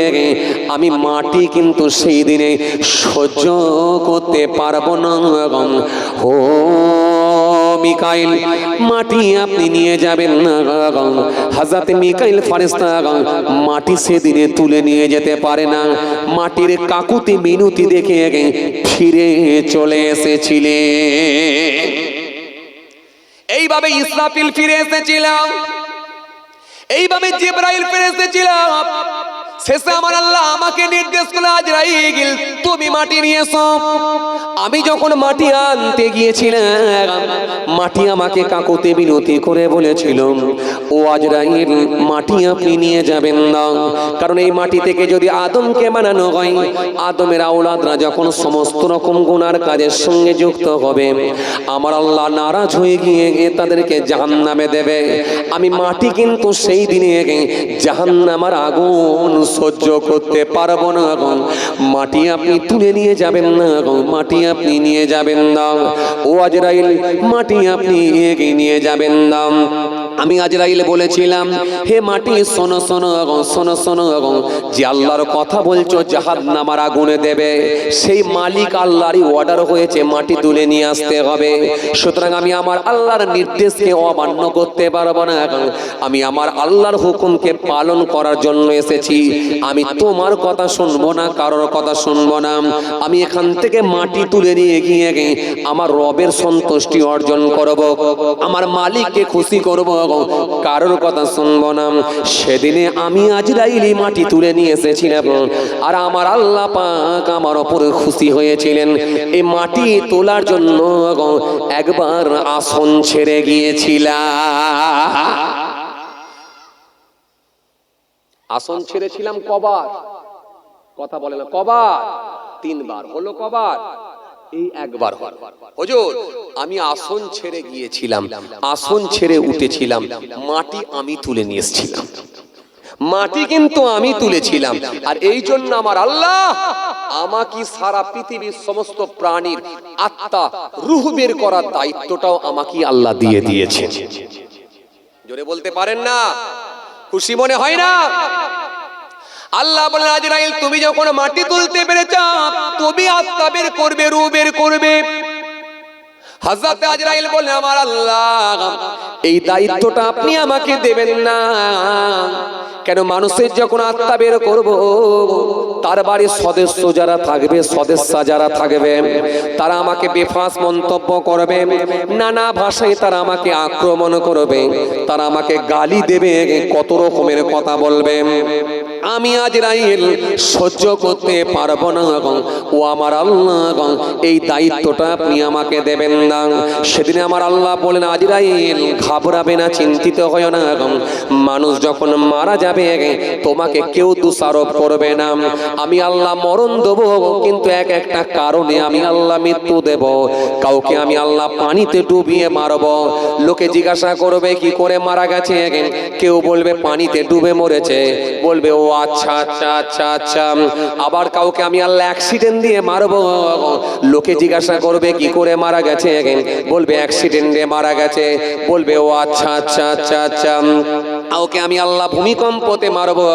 লোকে বলবে কি করে মারা গেছে, বলবে ভূমিকম্পে মারা গেছে, বলবে ও আচ্ছা আচ্ছা আচ্ছা আচ্ছা। কাউকে পানিতে ডুবিয়ে মারব। লোকে বলবে কি করে মারা গেছে, লোক বলবে পানিতে ডুবে মরেছে, বলবে ও আচ্ছা আচ্ছা। কাউকে হার্ট অ্যাটাক করে মারব, হার্ট ফেল করে মারা যাবে, হার্ট অ্যাটাক হয়ে মারা যাবে। লোকে বলবে কি করে মারা গেল, বলবে হার্ট অ্যাটাক করে মারা গেছে, বলবে ও আচ্ছা আচ্ছা। কাউকে আমি আল্লাহ ক্যান্সার দিয়ে মারব। লোকে বলবে কি করে মারা গেল, কেউ বলবে ক্যান্সার হয়ে মারা গেছে, অনেক দিন ধরে ভুগছিল, ক্যান্সার হয়ে মারা গেছে, বলবে ও আচ্ছা আচ্ছা আচ্ছা আচ্ছা। কাউকে আমি আল্লাহ পাক, কাউকে আমি আল্লাহ পাক দুটো কিডনি নষ্ট করে দেব। লোকটি মারা যাবে, কিডনি ফেল হয়ে যাবে। লোকটি যখন মারা যাবে, লোকে জিজ্ঞাসা করবে কি করে মারা গেল, লোক বলবে কিডনি দুটো নষ্ট হয়ে গিয়েছিল, অনেক দিন ধরে ভুগছিল, মারা গেছে, বলবে ও আচ্ছা আচ্ছা। এই আচ্ছা আচ্ছা বলে মেনে নেবে। মরণটা একটা সিস্টেমেটিক করে দেব। আজরাইল তোমাকে কেউ দোষারোপ করবে না, তোমাকে কেউ তোমার নামে অপবাদ দেবে না, তোমাকে কেউ গালি দেবে না। মরণটা আমি আল্লাহ একটা একটা সিস্টেমেটিক করে দেব, মরণের এক একটা কারণ করে দেব। এই মওতটাকে দেখবে তারা সবাই মেনে নেবে। সেই মওত হচ্ছে, আমরা দেখেন সবাই মাথা পেতে মেনে নিয়েছি, কেননা এটা আমার মালিক যখন করেছে, মালিকের হুকুম অমান্য করার কোনো জায়গা না। কি কথা কিছু বুঝতে পারছেন? এই বুঝে যাচ্ছে কথা? সেই মওত। হুজুর আসন ছেড়ে একবার উঠেছিলাম, এই মাটি তোলার সময় আল্লাহ নবী বললেন, তুমি তো বললে 3 বার, আর 2 বার কেন আসন ছেড়েছিলে বলো? হযরত আজরাইল ফেরেশতা সেই সময় বললেন, হুজুর শুনেন, আর একবার আমি আসন ছেড়েছিলাম হযরত আদম আলাইহিস সালামের জান বের করার জন্য। হযরত আদম আসলামকে আল্লাহ হায়াত দিয়েছিলেন কত বছর? কথা কয় না, কথা বলে না। হযরত আদমকে আল্লাহ হায়াত দিয়েছিলেন ক বছর? তোরে বলো। চাচা বলছে 1000, উনিও বলছে 1000। একদম ঠিক। হযরত আদম আসলামকে আল্লাহ 1000 বছর হায়াত দিয়েছিলেন। হযরত আদমকে আমার আল্লাহ যখন বানালেন, তৈরি করলেন, তৈরি করে আল্লাহ পাক নবী আম্বিয়া সালামদের রূহগুলোকে এক জায়গায় জমা করলেন। জমা করে বলে, আদম তাকাও, এই দিকে তাকাও, এই দিকে একবার তাকিয়ে দেখো। হযরত আদম আসলাম যখন তাকিয়ে দেখলেন, নূরানি চেহারার মানুষগুলোকে দেখতে পেলেন। হযরত আদম প্রশ্ন করে, আল্লাহ ইনারা কারা? ইনাদের গোটা শরীরগুলো দেখছি নূর আর নূর, নূর আর নূর, নূর নূর নূর আর নূর। আমার আল্লাহ বললেন, আদম চিনতে পারো না, বুঝতে পারো না, চেহারাগুলো চমকাচ্ছে নূরের মতো, বুঝতে পারো না আদম, এরা অন্য কেউ নয়, এরা হলো তোমারই বংশধর, তোমারই সন্তান, এরা হলো তোমারই, ইনারা হলো তোমারই ছেলে। ভবিষ্যতে ইনারা প্রত্যেকে এক একজন নবী রাসূল হয়ে যাবে। জোরে বলতে পারেন না? আরো জোরে হয় না? হযরত আদম আসলাম বলেন, আল্লাহ ইনারা যদি আমার সন্তান হয়, ভবিষ্যতে যদি নবী রাসূল হয়, তো ইনাদের কি কি নাম?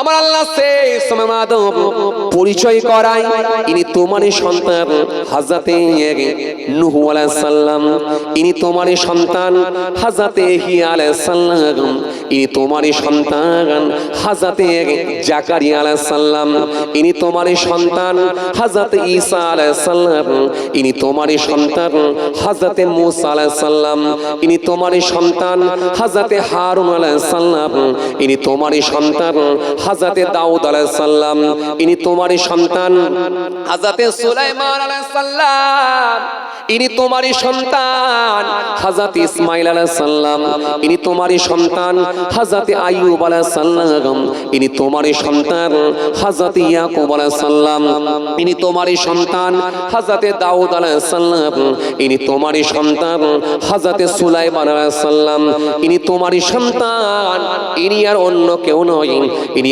আখিরি জামানার নবী, লাস্ট নবী, শেষ নবী, আমার হাবিবুল্লাহ, যে নবীকে না পাঠালে আমি আল্লাহ কিছুই বানাতাম না। ইনি হলেন আমার নবী মুস্তাফা মুহাম্মদুর রাসূলুল্লাহ সাল্লাল্লাহু আলাইহি সাল্লাম। সব তোমার সন্তান, তোমার ছেলে। হযরত আদম আসলাম শেষ আল্লাহ, এরা কত বছর করে বাঁচবে? আমার আল্লাহ বললেন, আদম শোনো শোনো, কাউকে আমি আল্লাহ হায়াত দেবো 1000 বছর, কাউকে 900 বছর, কাউকে 700 বছর, কাউকে 700 বছর, কাউকে 600 বছর, কাউকে 500 বছর, কাউকে 300 বছর, কাউকে 200 বছর, কাউকে 100 বছর। আখিরি নবীকে হায়াত দেবো মাত্র 63 বছর। আর একজন নবী দেখতে পাচ্ছ, ইনি তোমার সন্তান, মাত্র ইনাকে হায়াত দেবো আমি আল্লাহ 60 বছর। হযরত আদম আসলাম বলে, আল্লাহ আমার সন্তান থাকবে 60 বছর আর আমি বাপ থাকবো 1000 বছর, এটা কেমন করে হয়? যেহেতু আমি বাপ, আমার অন্তরে দয়া মায়া তো থাকারই কথা। চলুন আমার আল্লাহ, আমি আমার বয়স থেকে একটু বাদ দিলাম, কেটে দিলাম, মাইনাস করে দেন, আমার এত বয়স লাগবে না, আমার বয়স থেকে কেটে আমার সন্তান যাকে 60 বছর দিচ্ছেন, ইনাকে বাড়িয়ে দিয়ে 100 বছর পূর্ণ করে দেন। 40 বছর আমি দিয়ে দিলাম, 40 বছর আমি বাদ দিয়ে দিলাম। আমার আল্লাহ সেই সময় বললেন, আদম আপত্তি নেই, তাহলে তোমার থেকে কেটে আমি 40 বছর তোমার সন্তানকে দিয়ে 100 বছর পূর্ণ করলাম, আর তোমার আমি আল্লাহ কমিয়ে দিয়ে 960 বছর করে দিলাম। আদম যাও, পৃথিবীর জমিনে থাকবে, তোমার সন্তানকে 100 বছর করে দিয়েছি। আদম টেনশন নাই, চিন্তা নাই, চলো তোমার কথা মেনে নিয়েছি। সেই আদম আসলাম 960 বছর হায়াত নিয়ে পৃথিবীর জমিনে এলেন। কিন্তু হযরতে আজরাইল ফেরেশতা যখন 960 বছর বয়স হলো।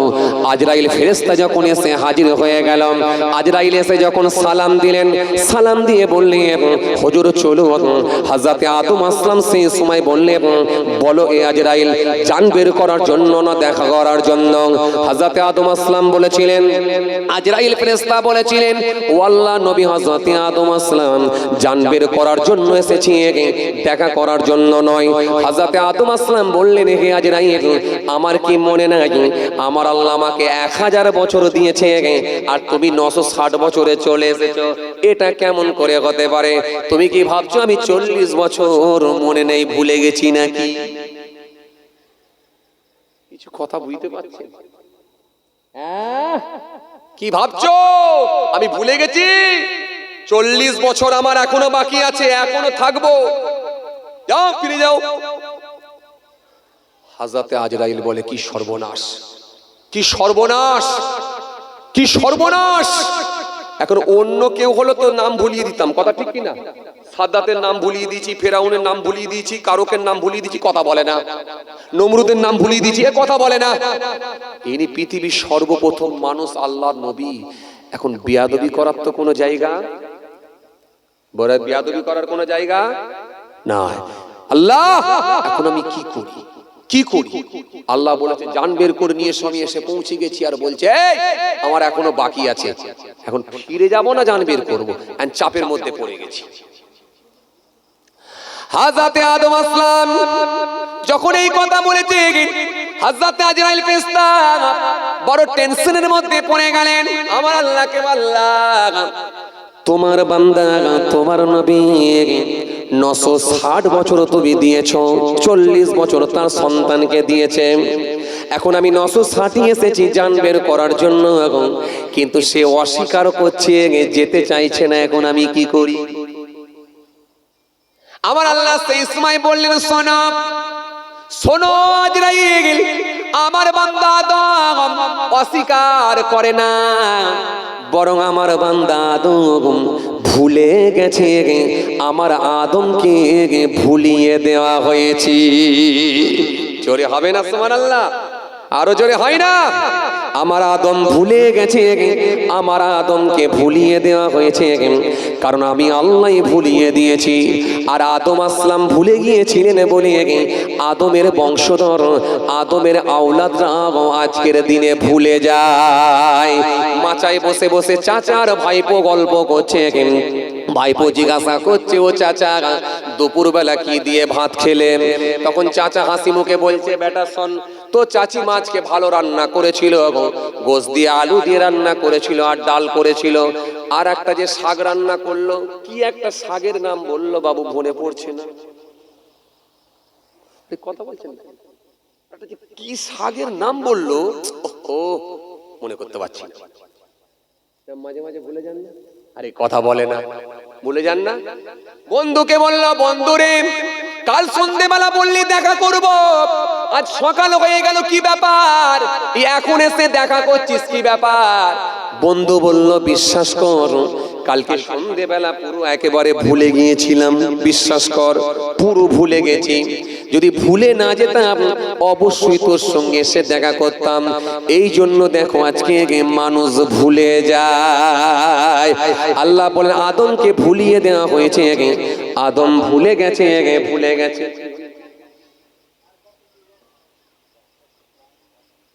আচ্ছা ছেড়ে দিই, যাক। আল্লাহ যদি ফের কোনদিন মৌকা দেয় ইনশাআল্লাহ আলোচনা হবে। আমার জন্য দোয়া করবেন, আমি আপনাদের জন্য দোয়া করি।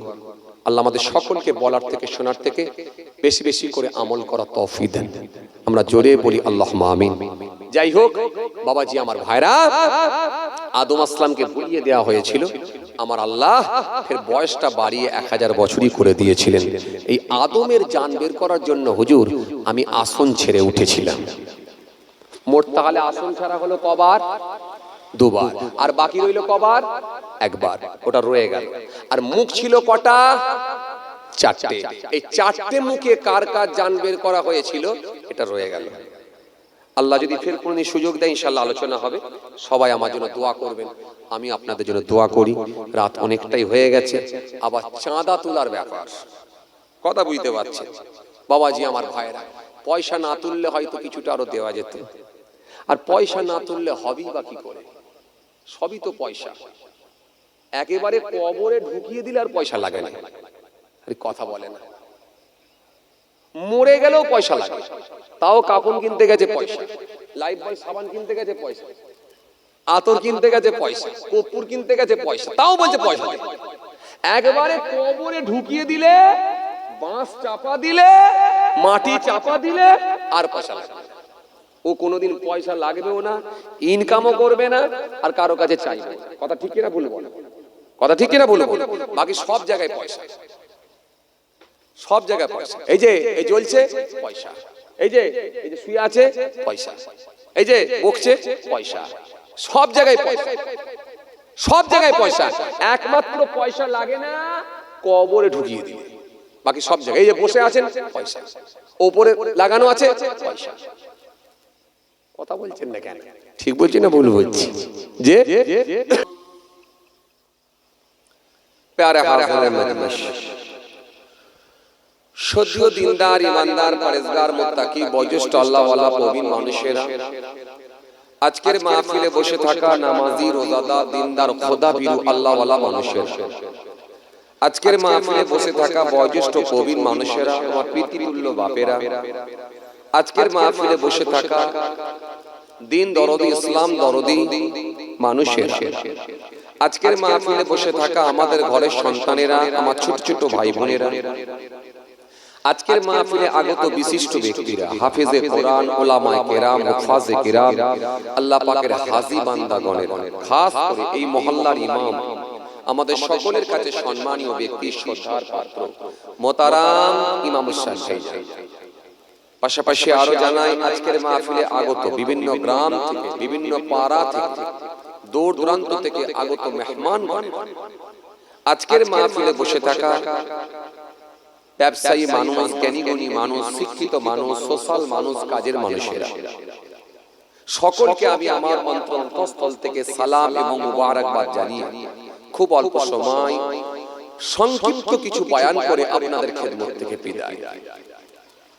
পাশাপাশি আরো জানাই, যারা আরিগুলোকে আল্লাহর জামিন ছেড়ে বিদায় নিয়েছেন, নশ্বর ধাম ত্যাগ করেছেন, আমাদের থেকে যারা পৃথক হয়ে গেছে, মাত্র ৩.৫ জায়গা অধিকার করে অপেক্ষায় রত এই চ্যাংডাঙ্গা গ্রামের কবরস্থানে কিয়ামতের দিনের জন্য অপেক্ষায় রত, জানাই তাদেরকে আমি আমার অন্তঃস্থল থেকে সালাম এবং মুবারকবাদ। সেই সাথে সাথে আরো জানাই, আজকের মাহফিলে ইচ্ছা থাকা সত্ত্বেও যারা এসে পৌঁছাতে পারেন, বিভিন্ন রকম কাজে কামে কর্মক্ষেত্রে আটকে যাওয়ার কারণে অথবা অসুস্থতার কারণে ইচ্ছা থাকা সত্ত্বেও যারা এসে পৌঁছাতে পারেননি, অনেকে আবার হয়তো দূর থেকে শ্রবণ করছেন, যে যেখান থেকে শুনছেন, যে যেখান থেকে শ্রবণ করছেন, যে কোনো ধর্মের হোক, যে কোনো বর্ণের হোক, যে কোনো কালারের হোক, যে কোনো কমিউনিটির হোক, জাতি ধর্ম বর্ণ নির্বিশেষে প্রত্যেককে জানাই আমি আমার অন্তঃস্থল থেকে হার্দিক শুভেচ্ছা, ভালোবাসা। মহান আল্লাহ পাকের কৃপা প্রত্যেক ইমানদারের উপর হোক, আমরা জোরে বলি আল্লাহুম্মা আমিন। ভাইরা আমার, বন্ধুরা আমার, সাথী মহব্বতের ভাইরা, মাশাআল্লাহ মাশাআল্লাহ, খুব ভালো লাগছে আলহামদুলিল্লাহ। আজকে এই চ্যাংডাঙ্গা গ্রামের যুবক ভাইদের প্রচেষ্টায়, আপনাদের সকলের সহযোগিতায়, মহান আল্লাহ পাকের কৃপায় প্রতি বছরের ন্যায় এই বছর আল্লাহ করিয়ে নিয়েছেন ইসালে সওয়াবের মাহফিল, জিকরুল্লাহ, জিকরুন নবীর মাহফিল। আল্লাহ রাব্বুল আলামিন ভালোবেসে তার বেশ কিছু গোলামদেরকে, বেশ কিছু দাসীদেরকে এক জায়গায় জমা করেছে, দুনিয়াদারি সমস্ত রকমের পাপ কর্মগুলো থেকে বিরত রেখে একমাত্র আল্লাহর সন্তুষ্টি, তার হাবিবুল্লাহ প্রফেট মুহাম্মদ মুস্তাফা সাল্লাল্লাহু আলাইহি ওয়াসাল্লামকে খুশি করার নিয়তে মহান আল্লাহ তার কিছু গোলামদেরকে এক জায়গায় জমা করেছে। এজন্য সর্বপ্রথম সে মহান আল্লাহ পাকের শুকরিয়া আদা করার উদ্দেশ্যে আমরা সকলে একবার সমস্বরে আওয়াজ করে শুকরিয়া আদা করার उद्देश्य আমরা বলি আলহামদুলিল্লাহ। सब तारीफ अल्लाह के लिए है जो रहबे सारे जहां का, समस्त प्रशंसार मालिक एकमात्र আল্লাহ। পরে প্রশংসাকার বিশ্ব নবী বিশ্ব রাসূল লাস্ট প্রফেট হযরত নবী মুহাম্মদ মুস্তাফা সাল্লাল্লাহু আলাইহি ওয়াসাল্লাম, যিনার আগে গোনা নাই পরে গোনা নাই, যিনাকে আল্লাহ রাব্বুল আলামিন বেগুনা মাসুম করে এই পৃথিবীর জমিনে সকলের জন্য উস্তাদ করে, সকলের জন্য লিডার করে, সকলের জন্য টিচার করে, ইমামুল আম্বিয়া করে, সকলের জন্য উস্তাদ করে, সকলের জন্য নবী করে, আল্লাহ পৃথিবীর জমিনে শ্রেষ্ঠ নবী করে, শ্রেষ্ঠ রাসূল করে, as a teacher, as a leader, as a commander, as a professor, she Muhammad sallallahu alaihi wasallam has been the most practical and most successful of all prophets. সেই নবীকে আমার আল্লাহ সকলের জন্য প্রেরণ করেছিলেন, সে রাসূলুল্লাহর ভালোবাসায় এসে বসেছেন। ভাইরা আমার, বন্ধুরা আমার, সাথী মহব্বতের ভাইরা, গুনাহগার এসেছি আপনাদের খেদমতে, অল্প সময় সংক্ষিপ্ত কিছু বয়ান করে আপনাদের খেদমত থেকে বিদায় নেব। খুব কষ্ট আপনাদেরকে দেবো না, খেটে খাওয়া মানুষ, দিনের বেলা সব বিভিন্ন রকম কাজে কামের সঙ্গে আপনারা সম্পৃক্ত, বিভিন্ন রকম কাজে কামের সঙ্গে আপনারা যুক্ত, আবার বসে বসে ওয়াজ শোনার ব্যাপার, বেশি কষ্ট আপনাদেরকে দেবো না। এমনি তো আসার পর থেকেই দেখছি দু তিনজন মানুষের অলরেডি চোখে ঘুম এসেই গেছে, তারপরও বড় কষ্ট করে ঘুম ছাড়িয়ে ছাড়িয়ে চলছে। চলেন, খুব বেশি কষ্ট দেবো না, অল্প সময় কিছু আলোচনা করে আপনাদের খেদমত থেকে বিদায় নেব। খুব কষ্ট আর খুব বেশি যে ওয়াজ করা দরকার আছে বলেও আমি মনে করছি না। বর্তমানে যথেষ্ট ওয়াজ হচ্ছে, কথা ঠিক কি না ভুল? যথেষ্ট ওয়াজ হচ্ছে, কি জলসা মাহফিল অনেক বেড়ে গেছে, হুজুর বক্তা ওয়াইজিনও অনেক বেড়েছে। কি কথা বলছেন না কেন? হ্যাঁ না কিছু বলেন? বেড়েছে, জি বেড়েছে। তৎকালীন সময় অভাব ছিল, আজকের দিনে সেই অভাবগুলো আর নয়, সব পূরণ হয়ে গেছে, বরং বেশি হয়ে গেছে। কিন্তু বলেন জলসা এত বাড়ছে, হায় রে, আমার বয়োজ্যেষ্ঠ মুরব্বী বাবাজিদেরকে জিজ্ঞাসা করে দেখেন, আজ থেকে 20 বছর পিছিয়ে যান, 20 বছর আগের চিত্রটা একবার মনে করুন, 30 বছর আগের চিত্রটা একবার মনে করুন। জলসা মাহফিল এলাকায় হাতে গোনা কতগুলো হতো? একটু কথা বলছেন না কেন? হাতে গোনা, জি হাতে গোনা হতো, জি পাড়ায় পাড়ায় তো হতো না, গ্রামে একটা জলসা হলে 2-5টা পাড়ার লোক গিয়ে ভিড় করতো, জমা হতো। কি কথা ঠিক কি না ভুল? যে পাড়ায় পাড়ায় হতো, আর আজকের দিনে গ্রাম তো দূরের কথা, প্রত্যেক পাড়ায় পাড়ায় জলসা। শুধু পাড়ায় পাড়ায় শেষ না, এখন আবার দেখা যাচ্ছে এক একটা পাড়াতে 2, 3, 4 করেও হয়ে যাচ্ছে। কেন? এখন ভক্ত শিষ্যর ব্যাপার হয়ে গেছে, যে যাকে ভালোবাসে সেই হুজুরকে নিয়ে এসে একটা জলসা। ছেলে পুলেরা সব এক জায়গায় হলো, 10-12টা ছেলে এক জায়গায় জমা হলো, ব্যাস চাঁদা পত্র কিছু তুলে তালে নিয়ে ব্যাস একটা জলসা হয়ে গেল। এই ভক্ত শিষ্যর ব্যাপার হয়ে গেছে, কথা বুঝতে পারছেন তো? জলসা আজকের দিনে অনেক বেশি বেড়ে গেছে, অনেক বেশি বেড়ে গেছে। শুধু জলসা বেড়েছে এমনটা না, আমার দিকে তাকান, অন্যমনস্ক হবেন না, ওটা মাইক, ওটা মাইক ম্যান, উনি জিজ্ঞাসা করছে সবকিছু অ্যাডজাস্ট ঠিকঠাক করেছিস তো? জিজ্ঞাসা করছে, আমি বলে দিচ্ছি আপনাদের, আমার দিকে তাকান, খেয়াল কি বলছিলাম? শুধু জলসা যে বেড়েছে এমনটা না, জলসা বেড়েছে, মাদ্রাসা বেড়েছে, মসজিদ বেড়েছে, মক্তব বেড়েছে, হুজুর বেড়েছে, বক্তা বেড়েছে, ইমাম সাহেব বেড়েছে, ওয়াইজিন সাহেব বেড়েছে, পীর সাহেব বেড়েছে, পীর জাদা সাহেব বেড়েছে, সব বেড়েছে। কথা বলছেন না? একটু হ্যাঁ না কিছু বলছেন না কেন? বেড়েছে। আচ্ছা, এবার অনুরূপ ভাবে একটু অপর দিকে দেখেন, সুদখোর বেড়েছে, ঘুষখোর বেড়েছে, মিথ্যাবাদী বেড়েছে, চগলখোর বেড়েছে, প্রতারক বেড়েছে, চিটিংবাজ বেড়েছে, আমানতের খেয়ানতকারী বেড়েছে, বন্ধন বেড়েছে, লটারিখোর বেড়েছে, ঘুষখোর বেড়েছে, মেরে নেওয়া বেড়েছে, কেড়ে নেওয়া বেড়েছে, হিংসা বেড়েছে, জুলুম বেড়েছে। বেড়েছে না কমেছে? কথা বলে না, বেড়েছে না কমেছে? আচ্ছা, ভালো দিকটা বাড়লে এই দিকটা তো, খারাপ দিকটা তো কমার কথা, মহা মুশকিল তো। কথা বলছেন না কেন? ঠিক কিনা ভুল বলেন? ওই দিকটা যখন বাড়ছে এই দিকটা তো কমার কথা, কিন্তু এই দিকটাও বাড়ছে কেন? কিছু কথা বুঝতে পারছেন?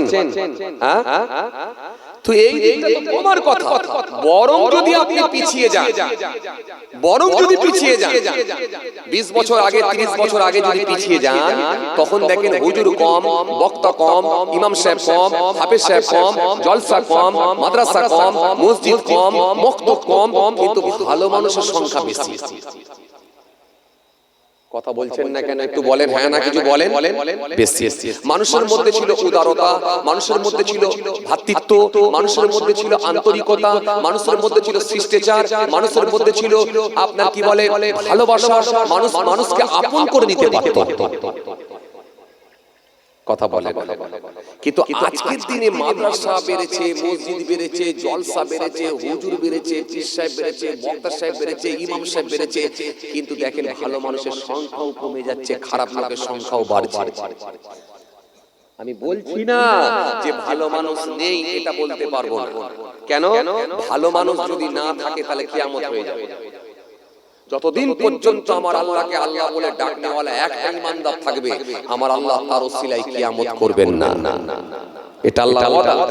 তার মানে এখনো কিয়ামত হয়নি যখন, তার মানে ভালো মানুষ আছে, কিন্তু সেটা সংখ্যাই কম, একেবারে নিচে নেমে গেছে। হাজারে সার্চ করলে হয়তো 2, 5টা, 10টা, 20টা পাওয়া যেতে পারে, 100 সার্চ করলে হয়তো নাও মিলতে পারে। কথা কিছু বুঝতে পারছেন না? তাহলে এত কিছু বাড়ার পরেও কিন্তু ভালো মানুষের সংখ্যা কমছে, এর পিছনে কারণ কি আমাকে বোঝান। কারণ কি বোঝান? কারণ কি জানেন? কারণ হচ্ছে একটা, সেটা কি? কিছু মানুষ ধর্ম থেকে বিমুখ হয়ে গেছে, টোটালটাই তারা ধর্মই মানে না। ধর্ম না মানার কারণে তাদের অন্তরগুলো সব মরিচাই পরিপূর্ণ হয়ে গেছে। মানুষ যখন একটা গুনার কাজ করে, তার অন্তরে একটা কালো দাগ বসে যায়। আবার একটা যখন গুনার কাজ করে, তার অন্তরে আরেকটা কালো দাগ বসে যায়। এই বসতে বসতে গোটা অন্তর কালো হয়ে গেছে, মরিচাই পরিপূর্ণ হয়ে গেছে, যার কারণে পাপ পুণ্য নির্বাচন করার ক্ষমতা তারা হারিয়ে ফেলেছে। এটা একটা ধর্মের আর একটা সাইড যদি বলি, সেটা হচ্ছে কিছু মানুষ ধর্মকে সামনে রেখেছে, কিন্তু ধর্মকে সাইনবোর্ড হিসেবে ব্যবহার করছে। ধর্ম ধর্ম ধর্ম ধর্ম করে লাফাচ্ছে, কিন্তু ধর্মর ভয় সে জানে না। কেন? ধর্ম মানতে হলে কোন তরিকায় মানতে হবে, সিস্টেমটা কেমন হবে, নিয়মটা কেমন হবে, সেটা কিন্তু জানে না। সে ইচ্ছা মতো ধর্ম মানে। কিছু কথা বুঝতে পারছেন? কেন? জি, ধর্ম দিয়েছেন কে? আল্লাহ। হুকুমকার আল্লাহ, মানতে হবে সবার। আর আমরা বলছি কি, ধর্ম হলো সবার, মানো যে যা।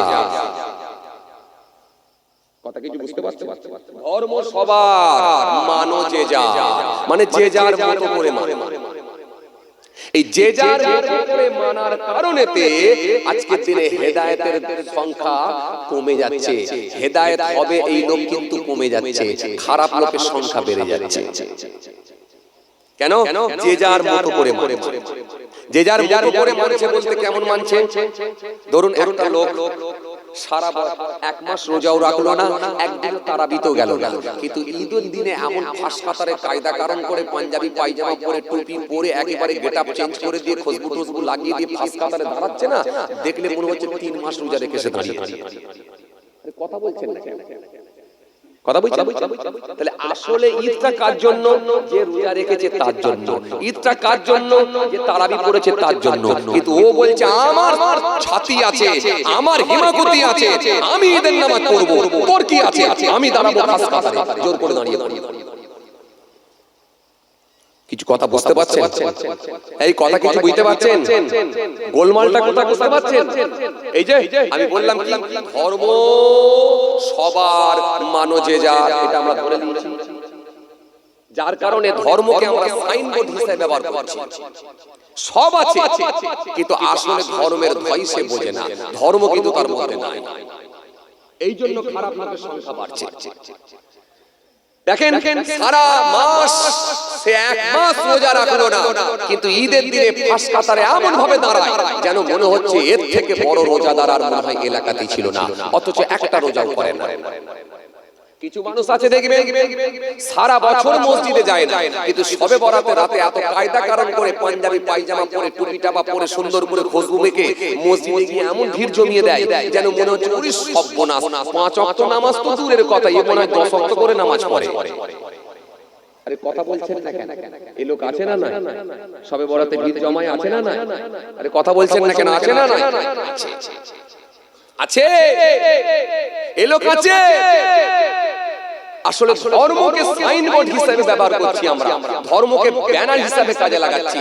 আসলে ধর্ম যে কি, ধর্ম যে কোন তরিকায় মানতে হয় সেগুলো আমরা কিছুই কিন্তু জানি না। কেন মানতে হয় নবীর তরিকায়, নবীর দেখানো পদ্ধতিতে। রাসূলুল্লাহ যে রাস্তা দেখিয়েছেন ওই রাস্তা ধরে যদি ধর্ম মেনে নেওয়া হতো, ইসলামকে যদি মেনে নেওয়া হতো, তাহলে মানুষ নিশ্চিতভাবে হেদায়েতের জায়গায় আসতো। আর হেদায়েতের জায়গায় যদি আসতো তাহলে সুদখোর কমতো, ঘুষখোর কমতো, মিথ্যাবাদী কমতো, চুগলখড়ি কমতো, মেনে নেওয়া কমতো, হিংসা কমতো, প্রতারক কমতো, মিথ্যাবাদী কমতো, বন্ধন কমে যেত। যখন বেড়ে যাচ্ছে তখন আপনাকে বুঝতে হবে নবীর তরিকায় হয় না, ধর্মকে সাইনবোর্ড হিসেবে ব্যবহার করা হয়। কিছু কথা বুঝতে পারছেন আমার? হে বাবাজি আলটারি, কিছু বুঝতে পারছো কথা? কিছু বুঝতে পারছো? এই লোকটা লড়ে না কেন রে ভাই? এই তো লড়লো, যাক, আমি তো ঘাবড়ে গেছিলাম, একটু নড়ে নে, এরকম হয়ে গেল কেন? যাক, ঠিক আছে। কিছু কথা বুঝতে পারছো? ধর্ম কেন কাজ হচ্ছে না আমাদের বুঝতে পারছো? এই কেন কাজ হচ্ছে না বুঝতে পারছেন? হ্যাঁ, আমি মুসলমানের ছেলে, আমি একটা গাড়ি কিনবো 4 চাকা। আমি মুসলমানের ছেলে, আমি একটা গাড়ি কিনেছি 2 চাকা। আমি একটা গাড়ি কিনেছি 4 চাকা। কোন একটা হুজুরকে গিয়ে বললাম, হুজুর আমি একটা গাড়ি কিনেছি, চাবিটা একটু ফুঁ দিয়ে দেন হুজুর। আমি হুজুর ফুঁ মেরে দিলাম, হুজুর একটা মাদুলি দেন হুজুর। আমি হুজুর একটা মাদুলি দিলাম, ওই মাদুলিটাকে দিয়ে স্টিয়ারিং এ বেঁধে দিলাম। হুজুর আমি গাড়ি চালাবো, একটা তাবিজ দেন হুজুর, হাতে রাখবেন। আমি একটা হাতে তাবিজও দিলাম। হুজুরকে আমি ভালোবেসে 500 টাকা কি 1000 টাকা নজরানা দিলাম, পকেটে ভরে নিলাম। ওই ছেলেটা স্টিয়ারিং ধরে চালাতে চালাতে আসছে, দুমদার একটা গান চালিয়ে দিয়ে বলে বলে ভাবছে তাবিজ যখন বেঁধেছি, ফু যখন মেরেছি, এই গাড়ি আর অ্যাক্সিডেন্ট হবে না, কোনোদিন উল্টাবে না। এবার আমি যেমন ইচ্ছা গান চালিয়ে দিয়ে চলে যেতে পারি। আরে কথা বলছেন না কেন? তার পা থেকে মাথা পর্যন্ত নবীর কোনো সুন্নত নেই। তার পা থেকে মাথা পর্যন্ত খবর নিয়ে দেখলে 24 ঘন্টা যদি তার পাশে ঘোরা হয়, একটা ফরজও পাওয়া যায়নি, একটা ওয়াজিবও পাওয়া যায়নি, একটা সুন্নতে মুআক্কাদা পাওয়া যায়নি, সুন্নতে গায়ের মুআক্কাদা অনেক দূরের কথা, একটা কিচ্ছু তার মধ্যে পাওয়া যায়নি। অথচ সে বলছে আমি ধর্ম মানি। এই ধর্ম মানার কারণে আজকে পাপী লোকের সংখ্যা বাড়ছে। কেন? যদি ধর্মকে মেনে নেওয়া হতো নিশ্চিতভাবে, আল্লাহর কসম, যদি কেউ ধর্মকে ঠিকঠাকভাবে মেনে নিত, নিশ্চিতভাবে মানুষ হেদায়েতের জায়গায় আসতে পারত। কেন আল্লাহর ওয়াদা আছে, ধর্ম এই জন্য তোমাদেরকে দিয়েছি যাতে করে তোমরা হেদায়েত প্রাপ্ত হও, যাতে করে তোমরা ভালো হয়ে যাও, যাতে করে তোমরা পাপ মুক্ত হও, যাতে করে তোমরা ত্রুটি মুক্ত হও। এই জন্য আমি আল্লাহ তোমাদেরকে ধর্ম মানতে বলেছি। কিছু কথা আমার বুঝতে পারছেন? এই কথা কিছু বুঝতে পারছেন? যারা জেগে আছেন শোনেন। চাচা ঘুমিয়ে পড়ছেন নাকি? খেয়াল করেন, আমার দিকে তাকান। কিছু কথা বুঝতে পারছেন? তাহলে কাজ হচ্ছে না কেন বুঝতে পারছেন তো? কেন আপনাকে আমি বললাম কি, তৎকালীন সময় জলসা কম, মাদ্রাসা কম, হুজুর কম, কিন্তু ভালো মানুষের সংখ্যা বেশি। আজকে দিনে সব বেড়েছে কিন্তু ভালো মানুষের সংখ্যা কমছে। এর কারণ এটা, ধর্ম সামনে রেখেছে ব্যানার হিসাবে, কিন্তু ধর্ম আসল জায়গায় আমরা মানি না। আমি মুসলমানের ছেলে, আমি একটা জলসা দেবো, আমার নিয়াত, আমার খুলুসিয়াতটাও শেষ হয়ে গেছে। আমি খালি একটাই টার্গেট করেছি, পশ্চিম পাড়ায় ছেলেরা জলসা দিয়েছে, আমি পূর্ব পাড়ার ছেলে কিংবা আমি দক্ষিণ পাড়ার ছেলে, ওদের থেকে বড় করে জলসাটা আমাকে দিতে হবে। খুব ভালো করে বুঝুন, ওদের থেকে বড় করে আমাকে জলসাটা দিতে হবে, ওদের থেকে ভালো তাগড়া খানা করতে হবে, আর ওদের থেকে একটা বড় মাপের হুজুর নিয়ে এসে লোকটা বেশি করে দেখিয়ে দিতে হবে। যদি লোকটা বেশি হয়ে যায়, খানাটা যদি বেশি হয়ে যায়, ভালো যদি লাইটিং করতে পারি, বড়দিনে মাচায় বসে বসে যে চাচাটা বসে আছে তাকে গিয়ে বলবো, চাচা কেমন জলসা লাগলো বলে। তখন বলে, না না না, তোরা দক্ষিণ পাড়ায় আছিস, পশ্চিম পাড়া তোদের সঙ্গে কোনোদিন পাত্তা পাবে না। তখন বুকে ছাতিটা হাত বুলিয়ে বলছি, জিতে গেছি। আমার কথা কিছু বুঝতে পারছেন? এই কথা কিছু বুঝতে পারছেন? তখন বলছি জিতে গেছি। কেন? আমার নিয়তটাই নেই। যদি আমার মধ্যে সেই খলসিয়াত থাকতো, আমার মধ্যে যদি আল্লাহর সন্তুষ্টি থাকতো, আমার মধ্যে যদি সেই নিয়তটা থাকতো, তাহলে আমি পশ্চিম পাড়া, উত্তর পাড়া, দক্ষিণ পাড়া, পূব পাড়া দেখতাম না। আমি দেখতাম আমার লোক কটা হলো এটা দেখার দরকার নাই, কোন হুজুরকে দাওয়াত দিলাম এটা দরকার নাই, খানা কেমন হলো দেখার দরকার নাই। আল্লাহ এই জলসা যেন তোমার দরবারে কবুল হয়ে যায়, আল্লাহ এই জলসা যেন তোমার কাছে পৌঁছে যায়, আল্লাহ এই জলসা যেন তোমার কাছে কবুল হয়, আল্লাহ এই জলসার ওসিলায় তুমি এলাকার পাপ এই এলাকায় তুমি বালা মুসিবতগুলো থেকে তুমি হেফাজত করো, আসমানি বালাকে আসমানে তুলে দাও, জমিনি বালাকে জমিনে দাফন করে দাও, আল্লাহ এই জলসার ওসিলায় আমাদেরকে ক্ষমা করে দাও। তখন এই নিয়তটা আমার মধ্যে থাকতো, কিন্তু নিয়তটাও আজকে দেখেন উল্টো হয়ে গেছে, যার কারণে আজকে এই ধর্ম সামনে মানছি ঠিকই, কিন্তু ধর্ম আমাদেরকে সোজা রাস্তা দেখাতে পারে না। যদি ধর্মকে মানা হতো ঠিকঠাক ভাবে নবিয়ানা তরিকায়, নিশ্চিতভাবে এই ধর্ম আপনাকে সোজা পথের পথিক বানিয়ে দিত। তখন আপনার ভিতরে ইত্তাকুল্লাহ, আল্লাহর ভয় ঢুকতো, আর যখন আল্লাহর ভয় ঢুকে যেত নিশ্চিতভাবে 100% আপনি পাপ মুক্ত মানুষ হয়ে যেতে পারতেন। কথা কিছু বুঝতে পারছেন? এই যে কোরআন শরীফের মধ্যে আল্লাহ রাব্বুল আলামিন বলেছেন, ইয়া আইয়ুহাল্লাযীনা আমানু তাকুল্লাহ ওয়া কুনু মা'আস সাদিকিন, এই বান্দারা তোমরা আমি আল্লাহকে ভয় করো, আর আমার মাহবুব বান্দা যারা হয়ে গেছেন, সত্যবাদী যারা হয়ে গেছেন, তাদের সঙ্গী তোমরা হয়ে যাও। জোরে বলতে পারেন না? জোরে বলতে পারেন না?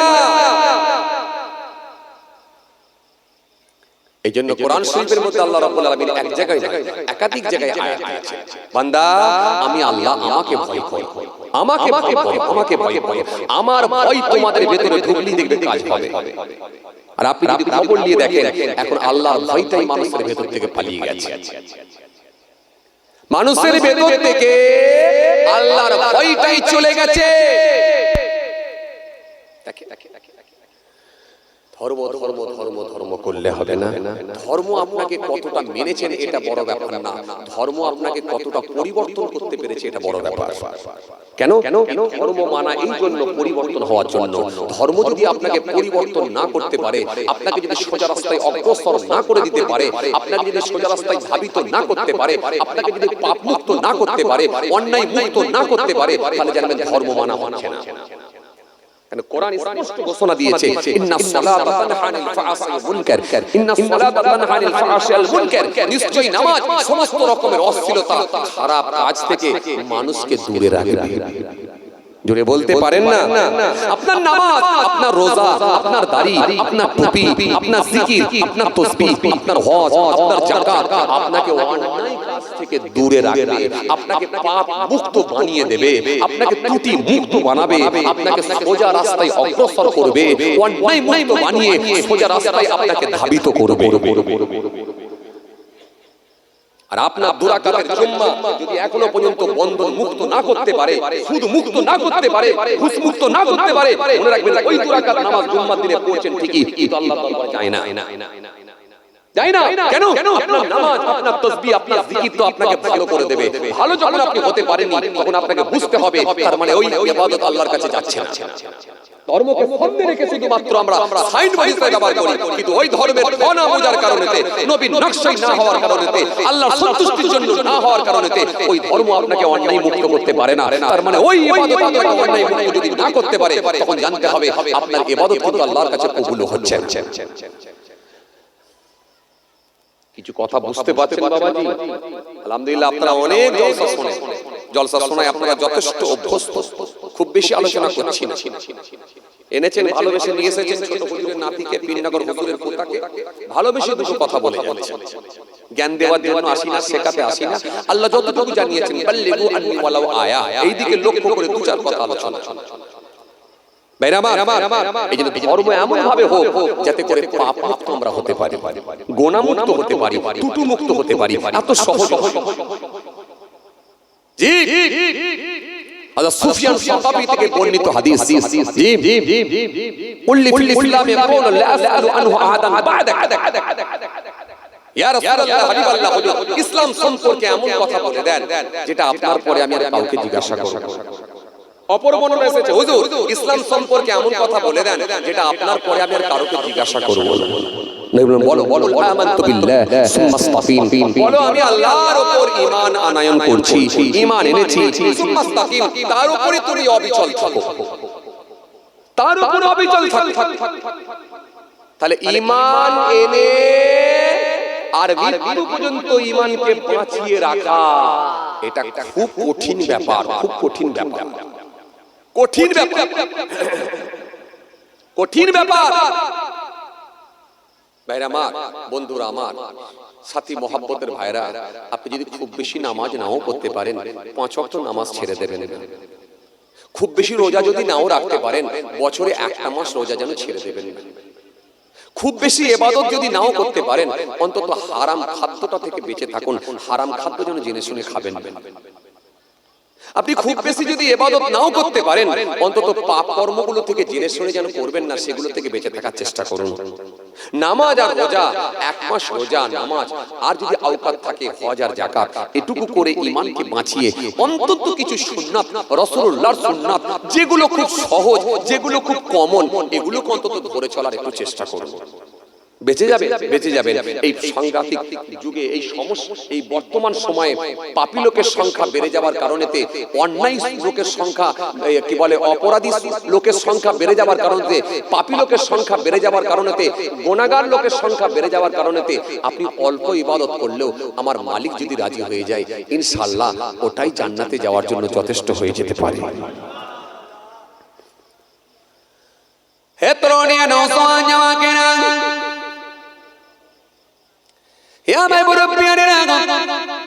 বাবা রাসূলকে দিয়ে এই জন্য আমার আল্লাহ কোরআনের মধ্যে বললেন, ইয়া আইয়ুহান নাস, ইয়া আইয়ুহান নাস উবুদু রাব্বাকুমুল্লাযী খালাকাকুম ওয়াল্লাযীনা মিন ক্বাবলিকুম লাআল্লাকুম তাত্তাকুন। হে মনুষ্য জাতি, হে মানুষ সকল, তোমরা আল্লাহর ইবাদত করো, যিনি তোমাদেরকে সৃষ্টি করেছেন, তোমাদের পূর্বের মানুষগুলোকে সৃষ্টি করেছিলেন। উদ্দেশ্য অন্য কিছু নয়, লাআল্লাকুম তাত্তাকুন, যাতে করে তোমরা মুত্তাকি, পরহেজগার, খোদাভীরু হতে পারো। বক্সটা একটু কমিয়ে দেন না, বক্সটা হালকা কমিয়ে দেন। হ্যাঁ, জড়িয়ে ফেলেছি, বক্স একটু কমিয়ে দেন হালকা। আমার ইবাদত করো, আমার ইবাদত করলে তোমরা কি হবে? ভালো হয়ে যাবে, যাতে করে তোমরা মুত্তাকি হতে পারো, পরহেজগার হতে পারো। এই জন্য আমি আল্লাহ বলেছি তোমরা আমার ইবাদত করো। আমার ইবাদত করলে কি হবে? আমার আইনকে মেনে নিলে, আমার কানুনকে মেনে নিলে, আমার হুকুমকে মেনে নিলে, নিশ্চিতভাবে তোমরা সোজা পথের দিকে ধাবিত হতে পারবে। আর আমি আল্লাহ ঘোষণা দিয়েছি, ইন্নাল্লাযীনা আমানু ওয়া আমিলুস সলিহাত কানাত লাহুম জান্নাতুল ফিরদাউসে নুজুলা। নিশ্চয় যারা ঈমান এনেছে আর পৃথিবীর জমিনে সৎ কর্ম, ভালো কাজগুলো করেছে, তাদের জন্যই রয়েছে আমার জান্নাতুল ফিরদাউস। আর যদি তোমরা না মানো, মনে রেখে দিও, আমি আল্লাহ কিন্তু ছাড়ব না। কেন? আমি আল্লাহ বিচার করব, এটা আমি আল্লাহর ওয়াদা আছে। এই জন্য আল্লাহর ওয়াদা আছে, বিচার আমার আল্লাহ একদিন করবে, সেদিনে কিন্তু পালাবার কোনো জায়গা থাকবে না। এই জন্য বুদ্ধিমান মানুষ যারা হবে, জ্ঞানী মানুষ যারা হবে, বুদ্ধিমান মানুষ যারা হবে, পৃথিবীর জমিনে বেঁচে থাকতে থাকতে ফিরে আসবে। কেন? এই দুনিয়া হলো ক্ষণস্থায়ী, চিরস্থায়ী নয়। আমাদেরকে সব সময় স্মরণে রাখতে হবে, একটা হলো ইহকাল আর একটা হলো পরকাল। ইহকালকে নিয়ে যদি এত বেশি বাড়াবাড়ি করি, পরকালকে যদি ভুলে যাই, নিশ্চিতভাবে আমাদেরকে ধরা খেতে হবে। এই জন্য আমাদের প্রত্যেকের দায়িত্ব হলো ইহকালের গুরুত্ব যেমন দেব, পরকালকে ভুলে নয়, পরকালকে কিছুটা হলো মনে রাখা। পরকালকে যদি আমরা মনে রাখতে পারি, পরকালের গুরুত্ব যদি দিতে পারি, আর পৃথিবীর জমিন থেকে যদি কিছু সঞ্চয় করে নিয়ে যেতে পারি, নিশ্চিতভাবে আমার আল্লাহ যদি কবুল করে নেন, এটাই হয়তো আপনার জন্য জান্নাতে যাওয়ার রাস্তা হয়ে যেতে পারে। কেউ গ্যারান্টি দিতে পারবে না আমি যা নামাজ পড়েছি জান্নাতে যাব। কেউ গ্যারান্টি দিতে পারবে না আমি যা রোজা রেখেছি জান্নাতে যাব। কেউ গ্যারান্টি দিতে পারবে না আমি যা হজ যাকাত করেছি জান্নাতে যাব। কেউ গ্যারান্টি দিতে পারবে না আমি যা দান করেছি জান্নাতে যেতে পারবো। এটা গ্যারান্টি কারণ নাই। একমাত্র সেই ব্যক্তি জান্নাতে যাবে যে ব্যক্তি আমার আল্লাহ যার উপরে খুশি হয়ে যাবে, যার আমলটাকে আমার আল্লাহ পছন্দ করে নেবে, যার অন্তরটাকে ভালো থাকার কারণেতে, স্বচ্ছ থাকার কারণেতে আমার আল্লাহকে রাজি করা খুব সহজ হয়ে যাবে।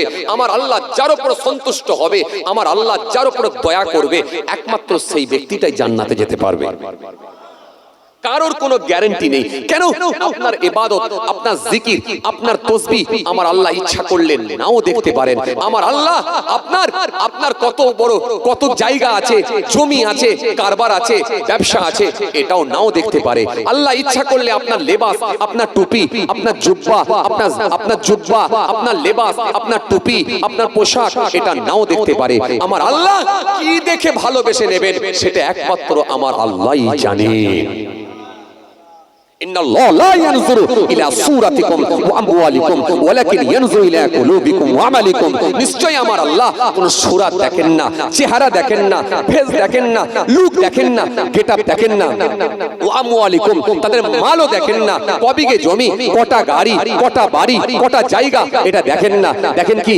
ওয়ালাকিন ইয়ানজুরু ইলা কুলুবিকুম ওয়া আমালিকুম। দেখেন কেবলমাত্র মানুষের অন্তর আর কর্মটা দেখে নেন। অন্তরটা যদি ভালো হয়, কর্মটা যদি ঠিক থাকে, এই অন্তরটা ভালো, অন্তরটা তার ধবধবে সাদা ছিল, অন্তরে মরিচা ছিল না, অন্তরে তার পাপ ছিল না, অন্তরে সে মানুষের ক্ষতি করার চিন্তা ভাবনা নেয়নি, খুব সহজ সরল ভাবে জীবন যাপন করেছে।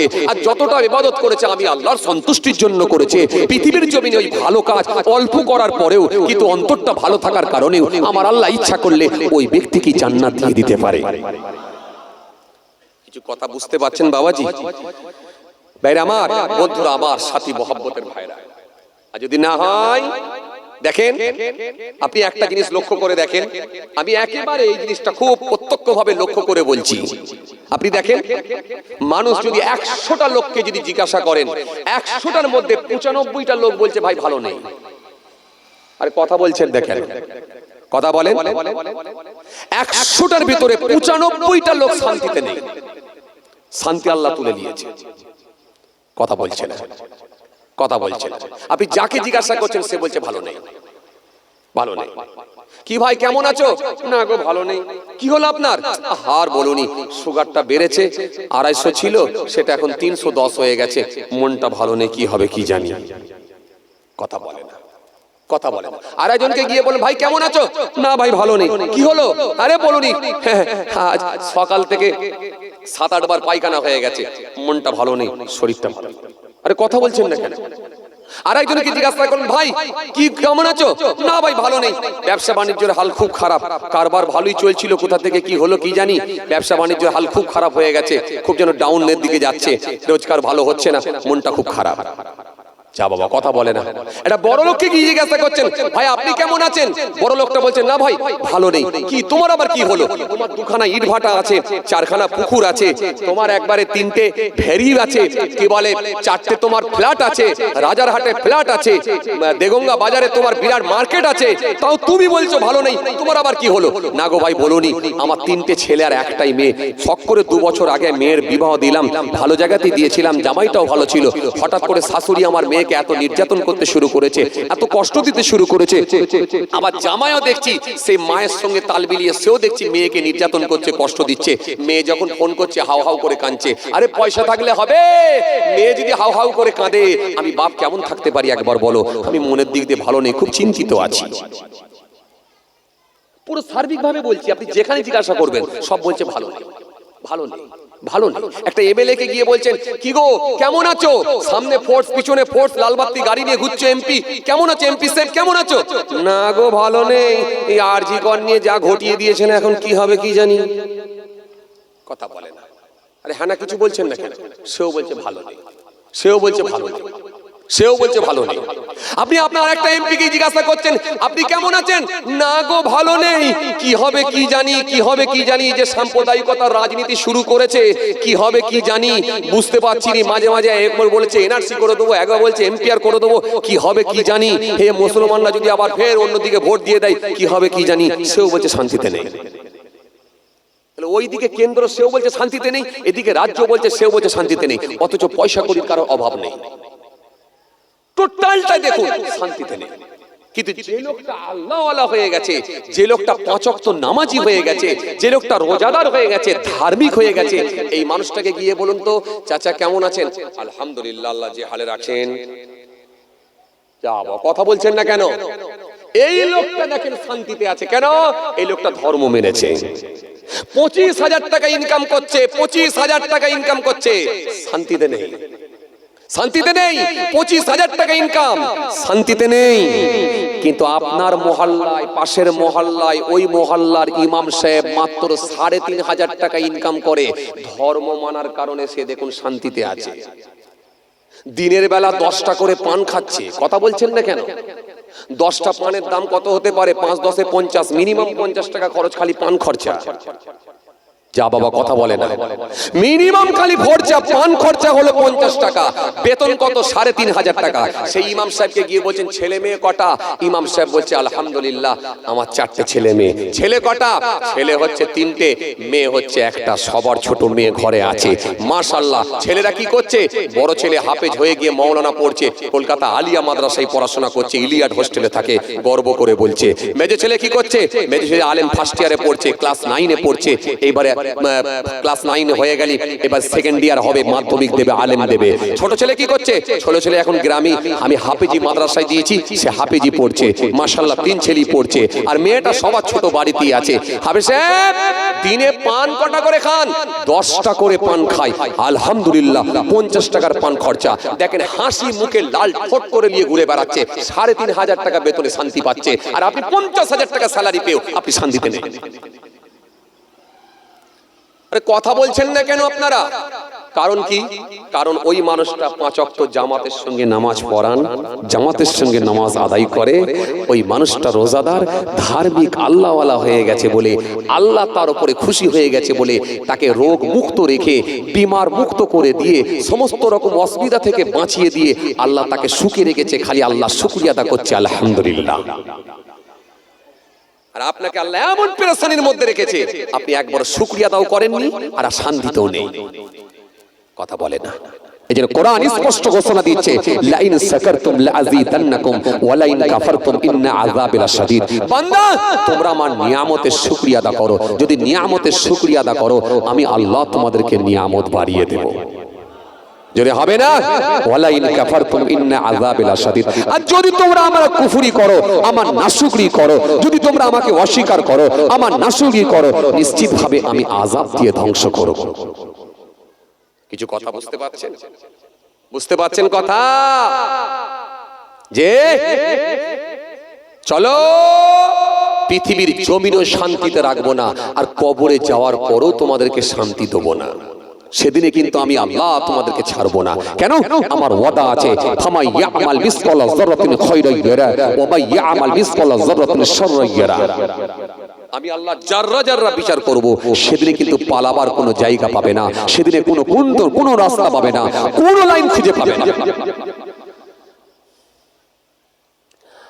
এই জন্য পৃথিবীর জমিনে ওই মানুষগুলি হলো সুখী, ওই মানুষগুলো পৃথিবীর জমিনে আরামে আছে যারা একমাত্র আল্লাহর সন্তুষ্টি অর্জন করেছে।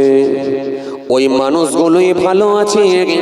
বাকি সব মানুষগুলো দেখে শান্তিতে আর কেউ নাই।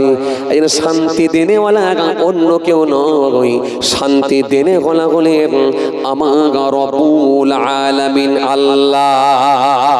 তিনি যাকে শান্তি দেবেন সেই ব্যক্তিটা কম রোজগার করে হলো শান্তিতে থাকবে, আর তিনি যাকে বলবেন শান্তিতে রাখবো না সে ব্যক্তি দেখবেন প্রচুর টাকা স্যালারি, মাসে 1 লাখ টাকা ইনকাম করলে দেখবেন শান্তিতে নাই। এই দিক দিয়ে যখনই একটা সমস্যায় পড়ল, সমস্যা থেকে কাটিয়ে উঠতে না উঠতে আর একদিকে সমস্যা, আর একদিকে সমস্যা কাটিয়ে না উঠতে উঠতে আর একদিকে সমস্যা, একটার পর একটা তাকে লেগে রয়েছে। ওই মানুষটা দেখবেন মাঝে মাঝে ধিৎকারে দেখবেন নিজের মাথার চুল ধরে নিজে টানছে। ঘরে তো শান্তি নেই, বাড়িতেও শান্তি নেই, গাড়িতেও শান্তি নেই, কোনো জায়গায় সেই মানুষটা শান্তিতে নেই।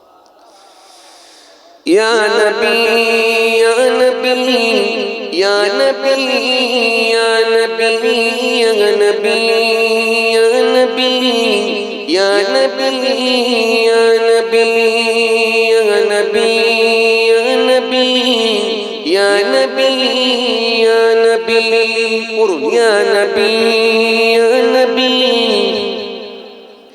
या नबी या नबी या नबी या नबी या नबी रौनक जिंदगी आपके रौनक जिंदगी आपके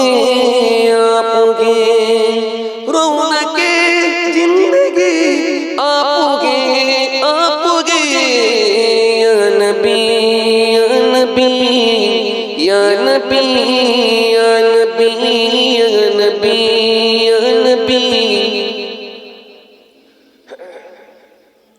या नबी या नबी या नबी या नबी या नबी या नबी या नबी या नबी रौनक जिंदगी आपके रौनक जिंदगी आपके रौनक जिंदगी आपके मेरी सारी खुशी आपके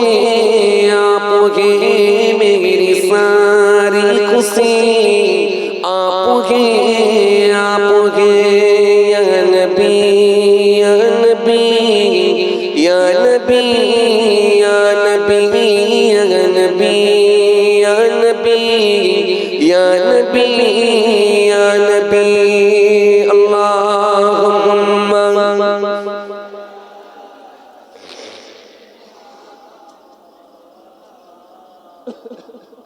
वला अली मुहम्मद सल्लल्लाहु अलैहि वसल्लम وقال الله تعالى في كلامه المجيد والفرقان الحميد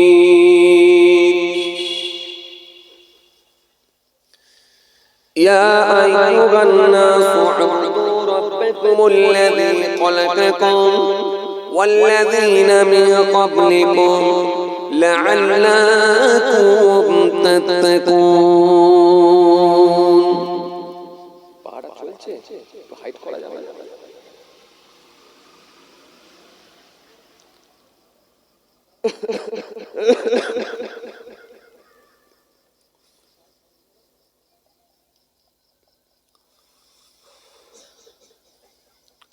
وقال النبي صلى الله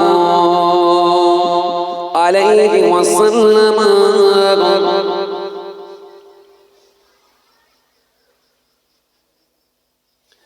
من ترك الكذب وهو باطل بني له قصر في ربض الجنة ومن ترك الهدى وهو محق بني له في وسطها ومن حسن خلقه بني له في أعلاها إلى آخر الحديث أو كما قال